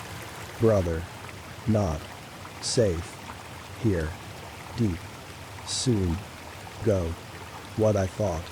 I didn't have time to contemplate what he meant. I simply ran and didn't look back until I was in the car and already speeding back home. I only stopped after I had been driving for half an hour. Finally, I pulled over to cry. It was all hitting me at once. This went so much deeper than I could have ever imagined. It was far more than I could have bargained for, and I had no idea where to even start. I pulled out my phone to check the time, and the first thing I saw were numerous missed calls and texts from my parents, asking where I was and why the car was missing. Shit. I yelled, slamming my fist on the dashboard. I took off towards home, knowing that a storm was waiting as soon as I pulled up. And that's precisely what it was. A couple police officers were parked outside of my house, standing with my parents outside. I knew I was in a world of trouble. My whole world was about to come crashing down for the second time in one night. They absolutely tore into me. Though I left out that I was at the park, I tried to explain that I was out looking for Amari, but they were livid. I wanted my parents to understand that I had done this for the right reasons. I wanted them to know that I was trying to cope with it the best I could, and that the reason I was out was the same reason they had also been away so much. We were all out there searching. I knew at the end of the day, they needed me to be safe. And how could I fight them on that? Especially right after losing one of their kids. I was told that I could no longer go out late or use the car. My grades had to be absolutely perfect from here on out, and that I shouldn't make any plans for the summer because I was getting a job. I had lost in a lot of ways that night, but this felt the most deflating. All I could do was nod and walk up those steps without saying another word. That night, vivid images of those creatures hunting me down made for the most terrifying sleep I've ever had. Despite the trauma that would burn horrible memories into my psyche for years to come, it wasn't the creatures or my parents yelling at me that I was focused on that night. No. As I drifted off to sleep, the thought at the forefront of my mind was that as Dizzy stood over me, his name tag no longer said, "Your pal, Dizzy the dog." It clearly read, "Your pal, Daniel." As I was putting on my clothes to get ready for school, I grabbed the pair of jeans I had worn the night before. On inspecting my pockets for my house keys, I found a small piece of paper wrapped around something solid. Opening it up revealed the words under place. 33 and a set of small keys. What the hell? I thought, under place. Did Dizzy do this? This was definitely a mystery for later, but for now I had to get to class. The first thing I made sure to do when I got to school was to look for Jose and tell him that he wouldn't be getting his flash drive back. He said it was okay, that, if anything, he was fascinated by what happened to me. We agreed to talk about things more in depth after school, but for now, we'd just go to class. What I was most concerned with that day was how I'd tell Mark and Chloe about what happened. At first, I didn't know how I'd bring it up, but they brought the subject up at lunch. "Dude," Mark said with a look of concern. "Kristen Georges mentioned how there were police officers at your house at like 4 in the morning. What the hell is going on? Don't give us some bullshit about how everything is fine, because clearly it's not. Brandon, you've been acting so strange lately." Chloe reached out to touch my arm. "You need to tell us what's happening because if you're in trouble, we want to help." There wasn't any escaping this conversation. And I knew I owed them the truth. They deserved the truth. I told them everything from Ms. Turner and the missing kids, to the break-in, to the abominations that chased me down at the park, and what Dizzy left me. I couldn't tell if they really believed me. Chloe and Mark just stared in awe at the insanity of it all. "Brandon. This is so." Chloe began to talk. "Fucked." Mark cut in. "Yeah." She resumed. "I may not really understand any of this, but we're here with you either way. I can't even imagine how terrifying this must all be." "You mentioned that Dizzy gave you keys," Mark asked. "Do you think I could see them really quickly?" I reached into my backpack and handed them over for Mark to inspect. These look like keys we'd use to operate the rides. But what would he give you those for? Don't know. But it doesn't matter because I probably won't be allowed out of the house for a while. Which, by the way, Chloe, I don't think I'll be able to make it to the party on Friday. It's okay. Chloe cut in. The important thing here is that there's obviously something going on. Whatever it is, those creatures seem dead set on not letting you find out what it was. But why would Dizzy let him go then? Mark asked. If what the park is hiding is so bad, then why not just kill Brandon while he was there? Chloe shrugged. Who knows? Maybe they don't all agree with how the park is run. Or maybe some of them have some humanity in them.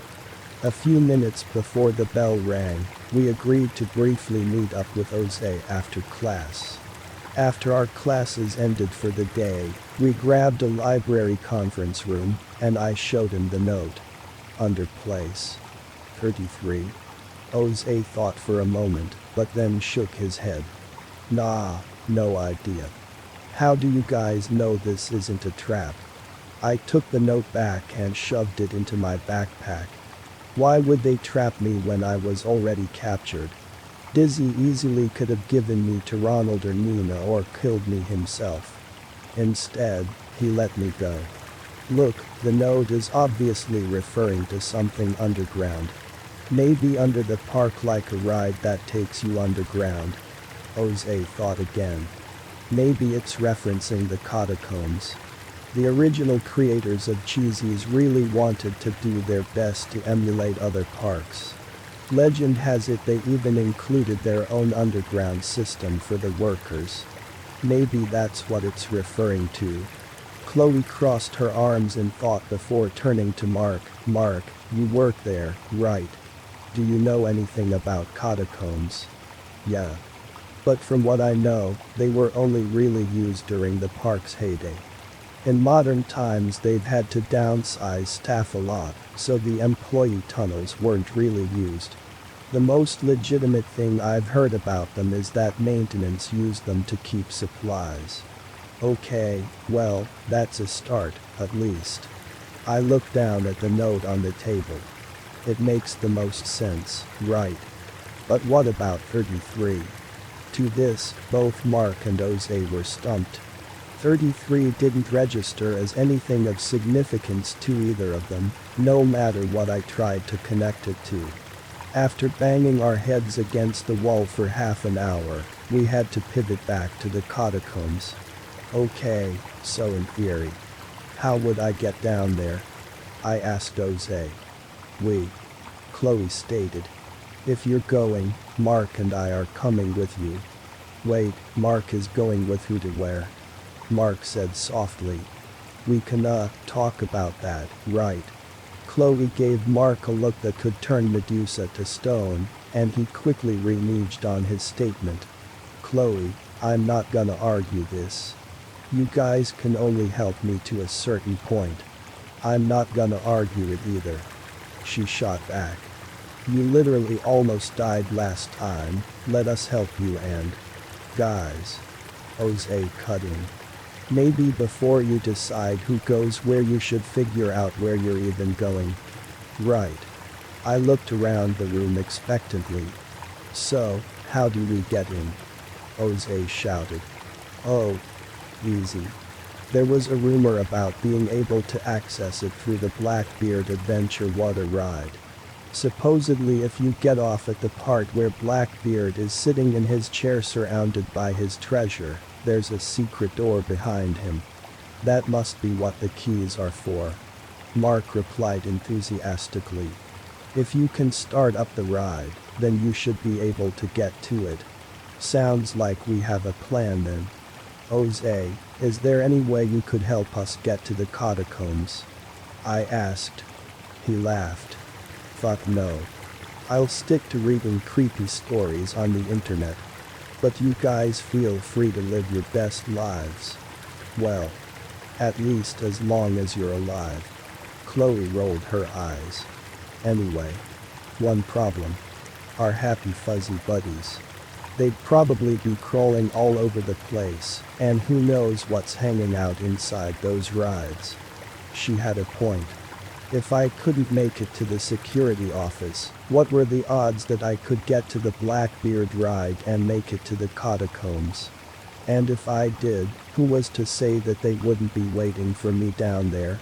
Jose told us he needed to study but wished us luck, and we concluded our meeting with that. We had made progress, but I knew that I needed to talk to Ms. Turner.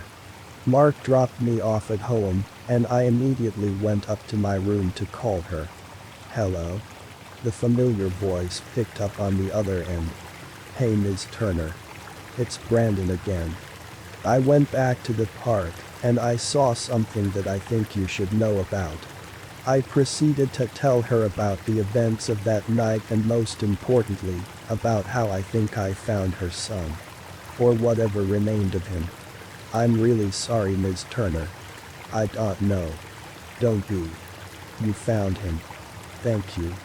Even though I found him like that. Whatever remains is what remains. But that's my journey to deal with. What you've told me just strengthens how I've felt. That place is pure evil. Nothing about it can remain.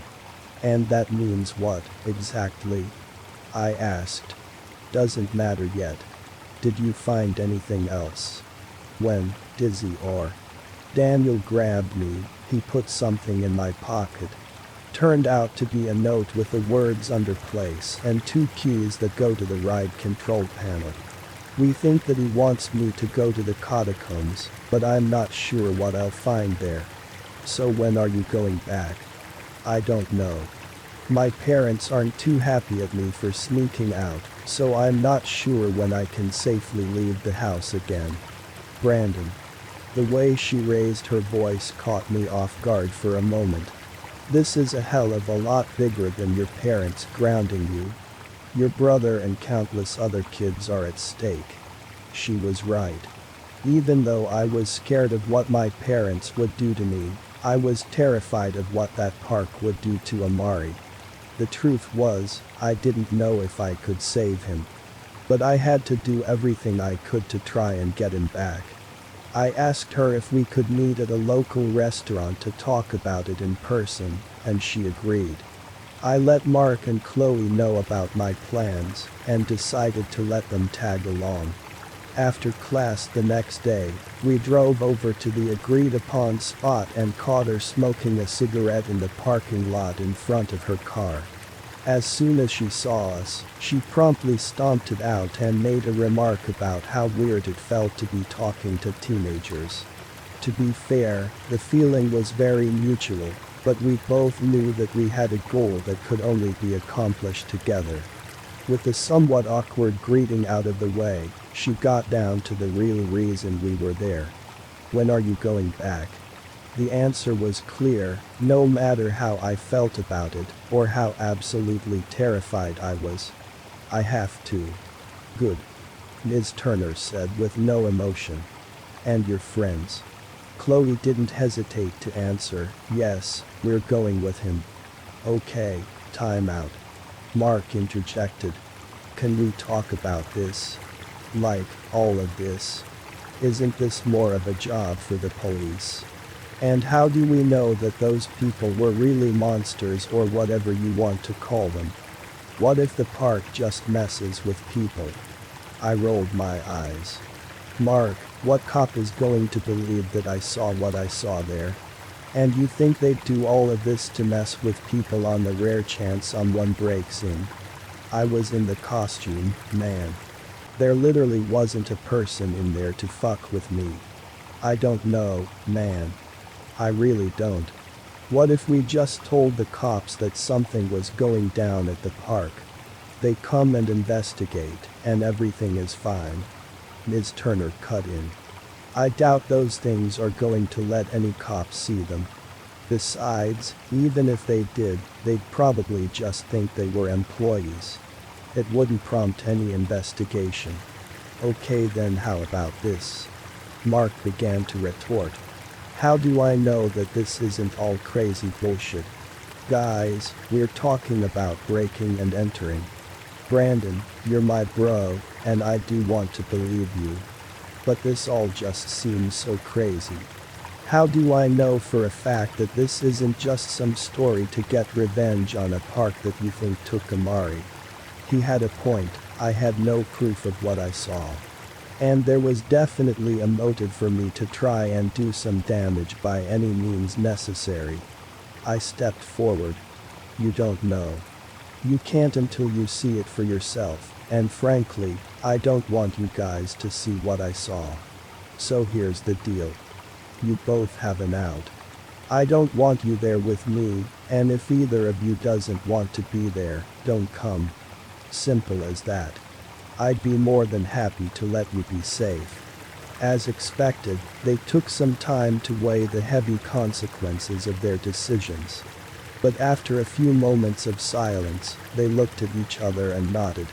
We're here for you, man, all the way. Mark stated. So, what's the plan then? Chloe asked. No sooner had she asked that question had Ms. Turner spotted a rat circling her foot. She yelped in surprise and immediately told us all to go home, and we'd discuss the plan later. Confused, we watched her run to her car and speed off without so much as a goodbye. She's an odd lady. Chloe mentioned. She definitely doesn't inspire any kind of confidence for whatever we end up doing. Mark added. I agreed. But she also had the best knowledge of the park. She could potentially give us access to resources we weren't likely to get by ourselves. She had been in this for far longer than any of us had, and it didn't feel right to take the personal stake she had away from her. Later that night, I got a text message from Ms. Turner saying that we should all get together Saturday night. The plan was to meet up at a park near my house at around 2 in the morning. From there, we'd discuss everyone's roles and how we'd go about this. I pressured her into giving me something to prepare for, but she kept saying how it was only safe to talk about these things in person, where there were no rats. Out of sheer curiosity, I asked Ms. Turner about what her aversion to rats was all about. She explained that it was just personal paranoia, and that whenever she'd talk about something, and there was a rat or a mouse present, bad things would happen. Oddly enough, the days leading up to Friday were completely normal. I think that subconsciously, Mark, Chloe, and I wanted things to be that way. We all knew how drastically our lives could change on Saturday, and we tried to keep things as light-hearted as possible. It was almost like an unspoken rule that the last day before the shit hit would be spent in peace. As an unexpected surprise, Chloe even came over Friday night completely unannounced. She convinced my parents that she needed help with a project in a class that I was actually doing well in. Though I thought Chloe would use the night to party and de-stress, I accepted her visit without a second thought. As soon as we got to my room, she mentioned how there actually wasn't a project. As fun as the party sounded, she ultimately wanted to spend some time with me before Saturday. We spent that night talking about everything. Not just about the park but about life, growing up, the world, and eventually, our feelings about each other. That night enforced how much I cared about her. My emotions toward my friends might be irrelevant to the bigger picture. Still, I genuinely believed that her visit was the only reason I could go into the next day with the confidence I had knowing that she'd be there with me. And when that time came, I was as ready as I could be. I was still completely terrified. But I was still going to go in there and do everything possible to get my brother back. I donned the same black clothes that I had worn last time and pocketed the keys and the note. On my way out, I made sure to stuff my sheets in case someone glanced in and closed the door for an added security layer. My parents were both fast asleep, and I managed to sneak out of the house by 1:30 a.m. By the time I made it to the park, I could see that Chloe and Mark were already waiting, and both were also dressed entirely in black. Chloe ran up to give me a hug, and Mark gave me a simple nod. I could tell that he was on edge, which, given the circumstances, was completely understandable. "You guys ready?" I asked. Mark shook his head, "Definitely not. But I'm here anyway because that's what friends do. Let's just be really careful," Chloe added. Before we could reply, we caught Ms. Turner arriving in her beat-up minivan. She promptly hopped out and motioned for us to come over. "Just out of curiosity, what are the chances she's actually the bad guy and murders us?" Mark whispered. This prompted Chloe to elbow him in the stomach while she told him to stop being ridiculous. But as soon as we walked up to her car and saw the supplies she had inside, Mark's suggestion didn't seem too far off. Before us was a pair of bolt cutters, a pocket knife, and gloves. But the most serious part of Ms. Turner's arsenal was the handgun she had holstered. "Jesus!" Mark yelled. "That's a freaking gun. What the hell are you doing with that?" She glared at him. "For protection.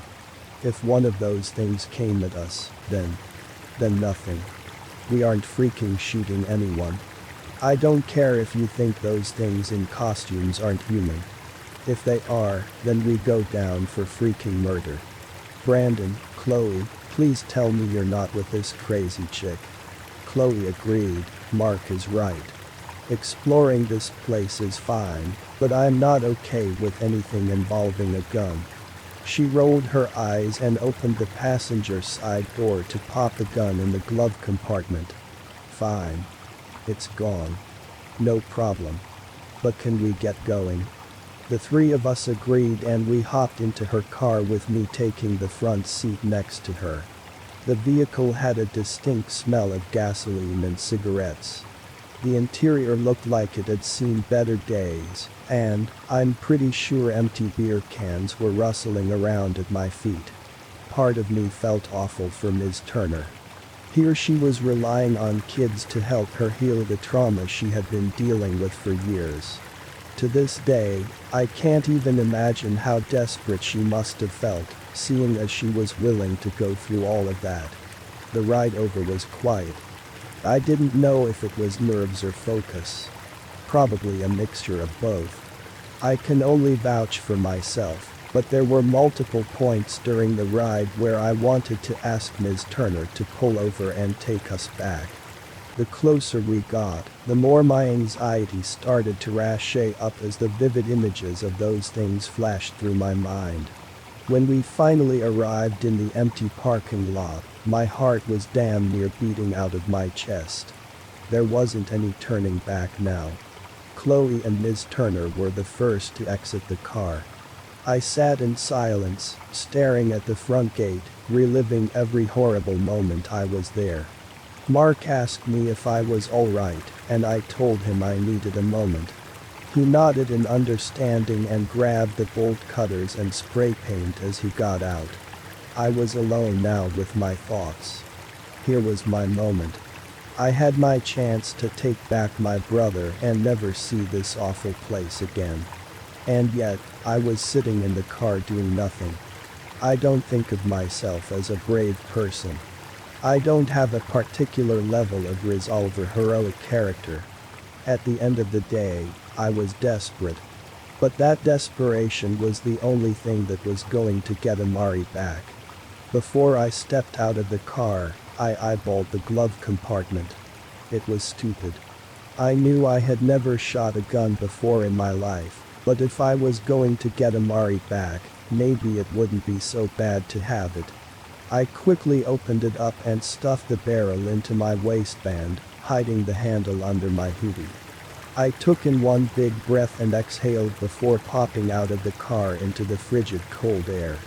The sting of it almost sobered me from my emotions. Ms. Turner looked me up and down. "You ready?" I nodded.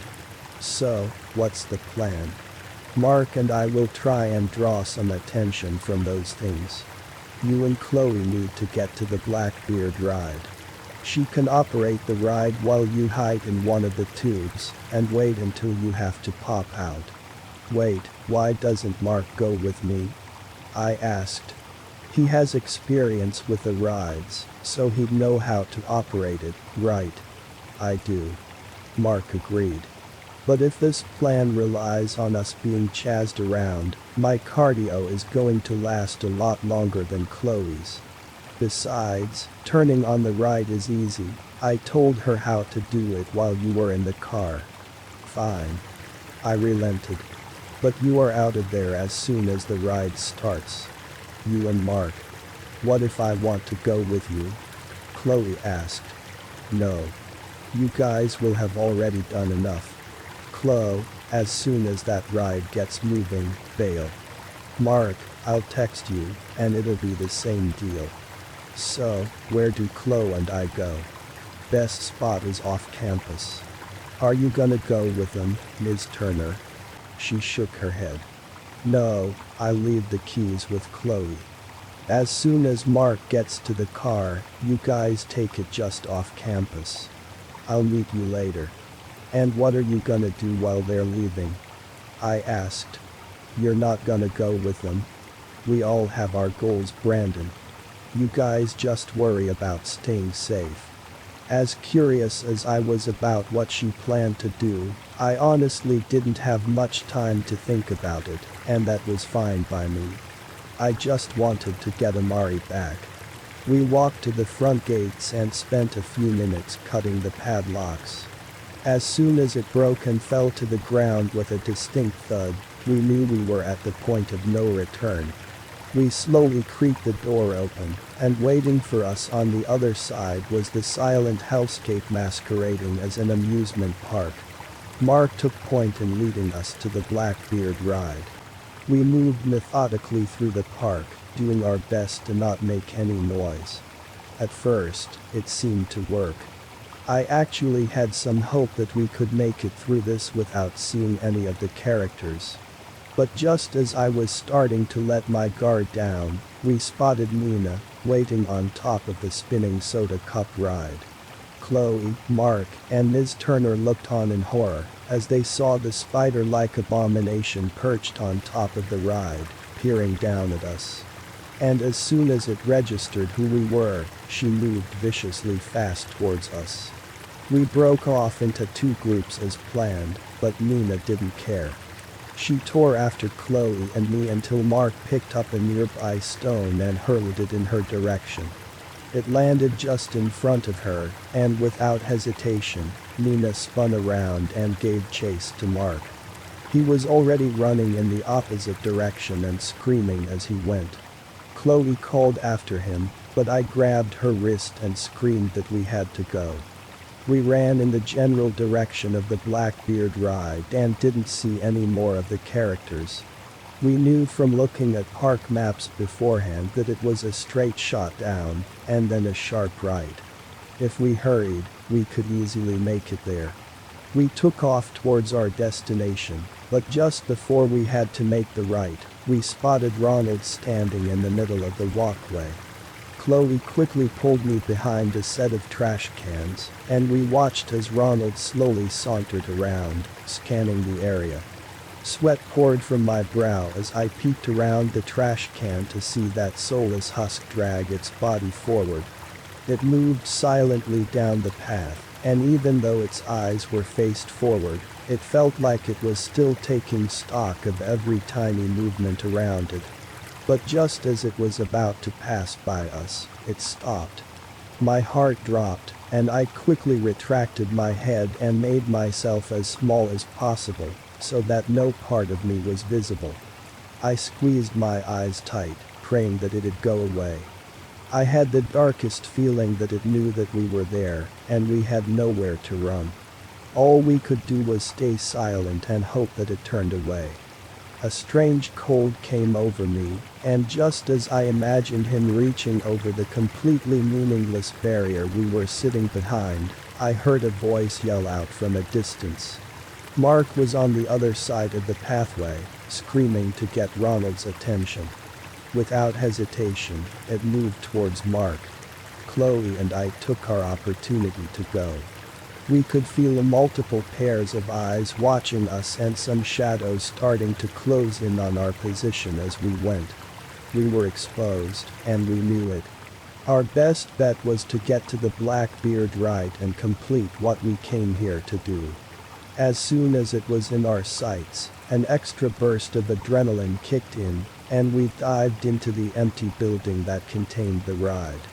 A slim figure slithered towards us and slowly rose up on thin legs out of the darkness. The character, resembling a tall decaying doll with melted facial features and pinpoint red eyes, stared directly at us.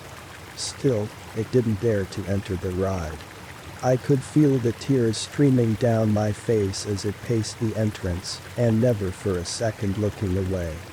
We were entirely still watching it stare us down, and then for an utterly unexplainable reason, it moved on. Chloe and I both needed a moment of rest. In the near darkness, all I could hear was the moving water and her light sobs. "Chloe," I whispered. "Are you okay? Look." I reached for the keys in my pocket and tried to find her hand in the darkness to pass them off. "The second you start this ride, run back to the car, and you'll never have to see this place again." Once I found them, I placed the keys in her hand and helped her to her feet. Without warning, she pulled me into a tight hug and told me that if she had to lead me to the catacombs, that I had to promise that no matter what, I'd come back safe. "I promise, Chloe." Using her phone's light to guide her to the control panel, she went to work on trying to get the water ride to start up. There were 6 small boats lined up in a row.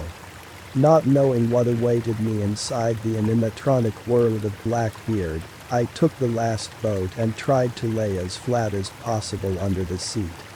I waited until I heard the distinct buzzer indicating that the ride had started and I was off. The ride jolted forward, and the world of Blackbeard came to life. I could only peek out of my spot, which allowed me to watch the animatronics dancing and singing to the cheesy pirate music and bad voice acting. I had honestly forgotten how long the ride was as I was waiting. Still, when it got to a portion where there was simulated cannon fire between opposing ships, I knew it was halfway over. All I had to do was hold out until then. Among the booming cannon fire came a piercing scream that sounded like it had years of pain and anguish behind it. A large dark figure rose behind the smoke, and my eyes grew wide as I heard the bellowing screams of the now visible animatronic that drew near. The animatronic pirate had big vacant wide eyes and a large hook nose that mimicked a beak. His massive hands each had 2 long human fingers in the shape of claws, and he was riddled with holes exposing a body covered in coral. I hoped he wouldn't see me, but my hope was dashed when he screamed my name and jumped into the first boat. "Brandon." His voice boomed. The robotic nature of its voice was made apparent through the multiple times his sentences would skip. "Where's my treasures? You little. I'll kill you." I could see him looking through the first boat, but to no avail. He screamed in frustration. Without warning, he jumped into the second boat and, using his grotesquely long fingers, flipped the first boat out of the water, causing a loud boom. "I'll flip every boat, sailor." Boom. 4 left. But we were almost there. "I'll break your neck as soon as I find you." Boom. 3 remaining. I knew I was right around the corner. "You little piece of shit. Where's my GDD.M treasure, boy?" Boom. Just 2. I could see I was slowly coming up on Blackbeard's treasure room. "You're going to die today." Boom. He was on my boat. The treasure room was just in front of us. I took a chance and exploded out of the boat. In one big leap, I made it onto the Blackbeard's platform. The animatronic screamed after me, and I could see it starting to move towards me. I quickly scrambled around the treasure and found a hatch. I flung it open and started climbing down the ladder into the catacombs. I heard a loud thud as the hatch closed above me from something slamming it down. Once my feet reached the ground, I ran forward a bit and peeked over my shoulder to see if Blackbeard had followed me down, but he never did. I was completely alone. I exhaled a deep breath of relief. I always knew that ride was whack. What I was faced with was essentially a concrete service tunnel. I noticed my footsteps echoed as I walked, and I didn't hear any other voices or footsteps in front or behind me. For the first time in a while, I was sure that I was alone. I checked my phone real quick to see if I had any service, and it was weak but there. I wanted to send a message to Mark, but noticed he had already sent me a ton of text messages. My eyes grew wide as I read them. Mark. Dude. WTF, I think this lady is trying something. Mark. She disappeared when we split up. Saw her later pouring gasoline. Mark. Dude, she's gonna set this place on fire, hurry up and get out of there. Ms. Turner was going to set this place ablaze. If I didn't get Amari and get out, all of this would be for nothing. I texted Mark to run back to the car if he hadn't already, and that I'd meet him and Chloe soon. For the first time, I thought I had a chance to breathe, but my sense of urgency came back with a vengeance. I jogged forward through the bleak tunnel, watching the rats scurry by me. They seemed to be the only form of life in a place that went on for God knows how long. Eventually, my jog slowed into a fast walk as I ran out of breath. It was only after I started to cool down did I realize how freezing the place was. Even though I was wearing warm clothes, it felt like I was walking in a damn freezer. I don't remember how long I walked or when I came to the end of the tunnel. Almost out of nowhere, a door that looked like it belonged to a janitorial closet appeared in front of me. But when my eyes focused on the very clear 33 engraved near the top, I had finally made it. Everything was leading up to this. Every moment of terror, every tear shed, all the pain, everything was going to culminate right here. I reached for the knob and slowly opened the creaking door to reveal the wretched sight on the other end. A morbidly obese man sat on a rotting wooden throne at the end of a small concrete room. He wore a soggy molded cheesy mask, whose typically large smile had deflated into an apparent frown. His body was mostly covered with what looked like stitched together clothes. Despite his exceedingly large frame, his fingers were long and bony, and they clung desperately to the throne. At his feet were small, mummified corpses. Hundreds of rats running about through little tunnels scattered around the room. The smell of rot and cigarettes wafted through the air, and my eyes stung as soon as it hit me. Jesus Christ. I whispered. You have entered the domain of the Rat King, Brandon. We were expecting you. You should show some respect. His voice was gravely yet calm with a hint of playfulness, and he hissed as he spoke. You knew I was coming. We kept a close eye on you from the very beginning. We heard about your plans to pay us a little visit. The king told his servants on the outside to be on the lookout. However, to his disappointment, one of them disobeyed his king. But in due time, he will be fixed. Yes. Everything will be fixed. And who is we? He chuckled. We are a kingdom, boy. We are the ones who run the park and all operations within it. So, you bastards are the one that took my little brother. I spat. Happiness here is guaranteed. It is not allowed to be unhappy here. The park does not permit it. But more importantly, the Rat King does not permit it. But still, your brother was unhappy. That had to be fixed. And the only way to fix it is to dedicate yourself to bringing happiness to others. That is how you get into the good graces of the Rat King. Anger was building up inside of me. Why do all of this? We could have just left the park. I don't get why you'd cause so much pain. Of course, you wouldn't understand, boy. No one can reach the same level of enlightenment as the Rat King. You say he brings pain. But instead, he brings joy to his people. He is kind. And in return, he gets sustenance in any form he desires. It is a fair deal, says I. Your crazy ass can believe whatever you want, just give me my brother back or what, boy? You do not threaten the Rat King. No one threatens the Rat King. Even the man who finances my kingdom can't intimidate him. Neither can the police. Or the media. And do you know why, boy? Because the king hears all. He knows all. Secrets are valuable. And the Rat King is rich in secrets. I was done with that park. Done with the characters. And done with this delusional man who had some warped sense of control from underneath an amusement park. I whipped out the gun and pointed it towards him, frustration and anger guiding my emotions. Where's my brother? Another laugh came from behind the mask. Brandon, you are not going to shoot me. You are merely a child. One who has never fired a gun before. And now you'd shoot the Rat King.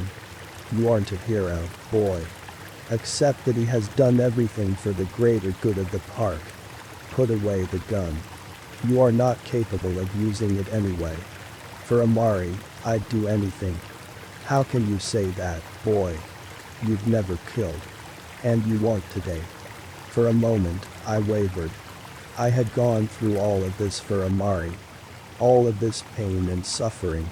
Now here I was with the perfect opportunity, and the only thing standing between my brother and me was this disgusting bastard.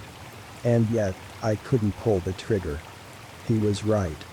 I was just a kid way over my head. Sneaking into this place is one thing, but killing? I wasn't a killer, no matter what the stakes. I just didn't have it in me. But at that moment, I didn't necessarily have to. You say this place is your kingdom, right? If you don't give my brother back, it's going to burn to the ground. What? I could hear the hitch in his voice.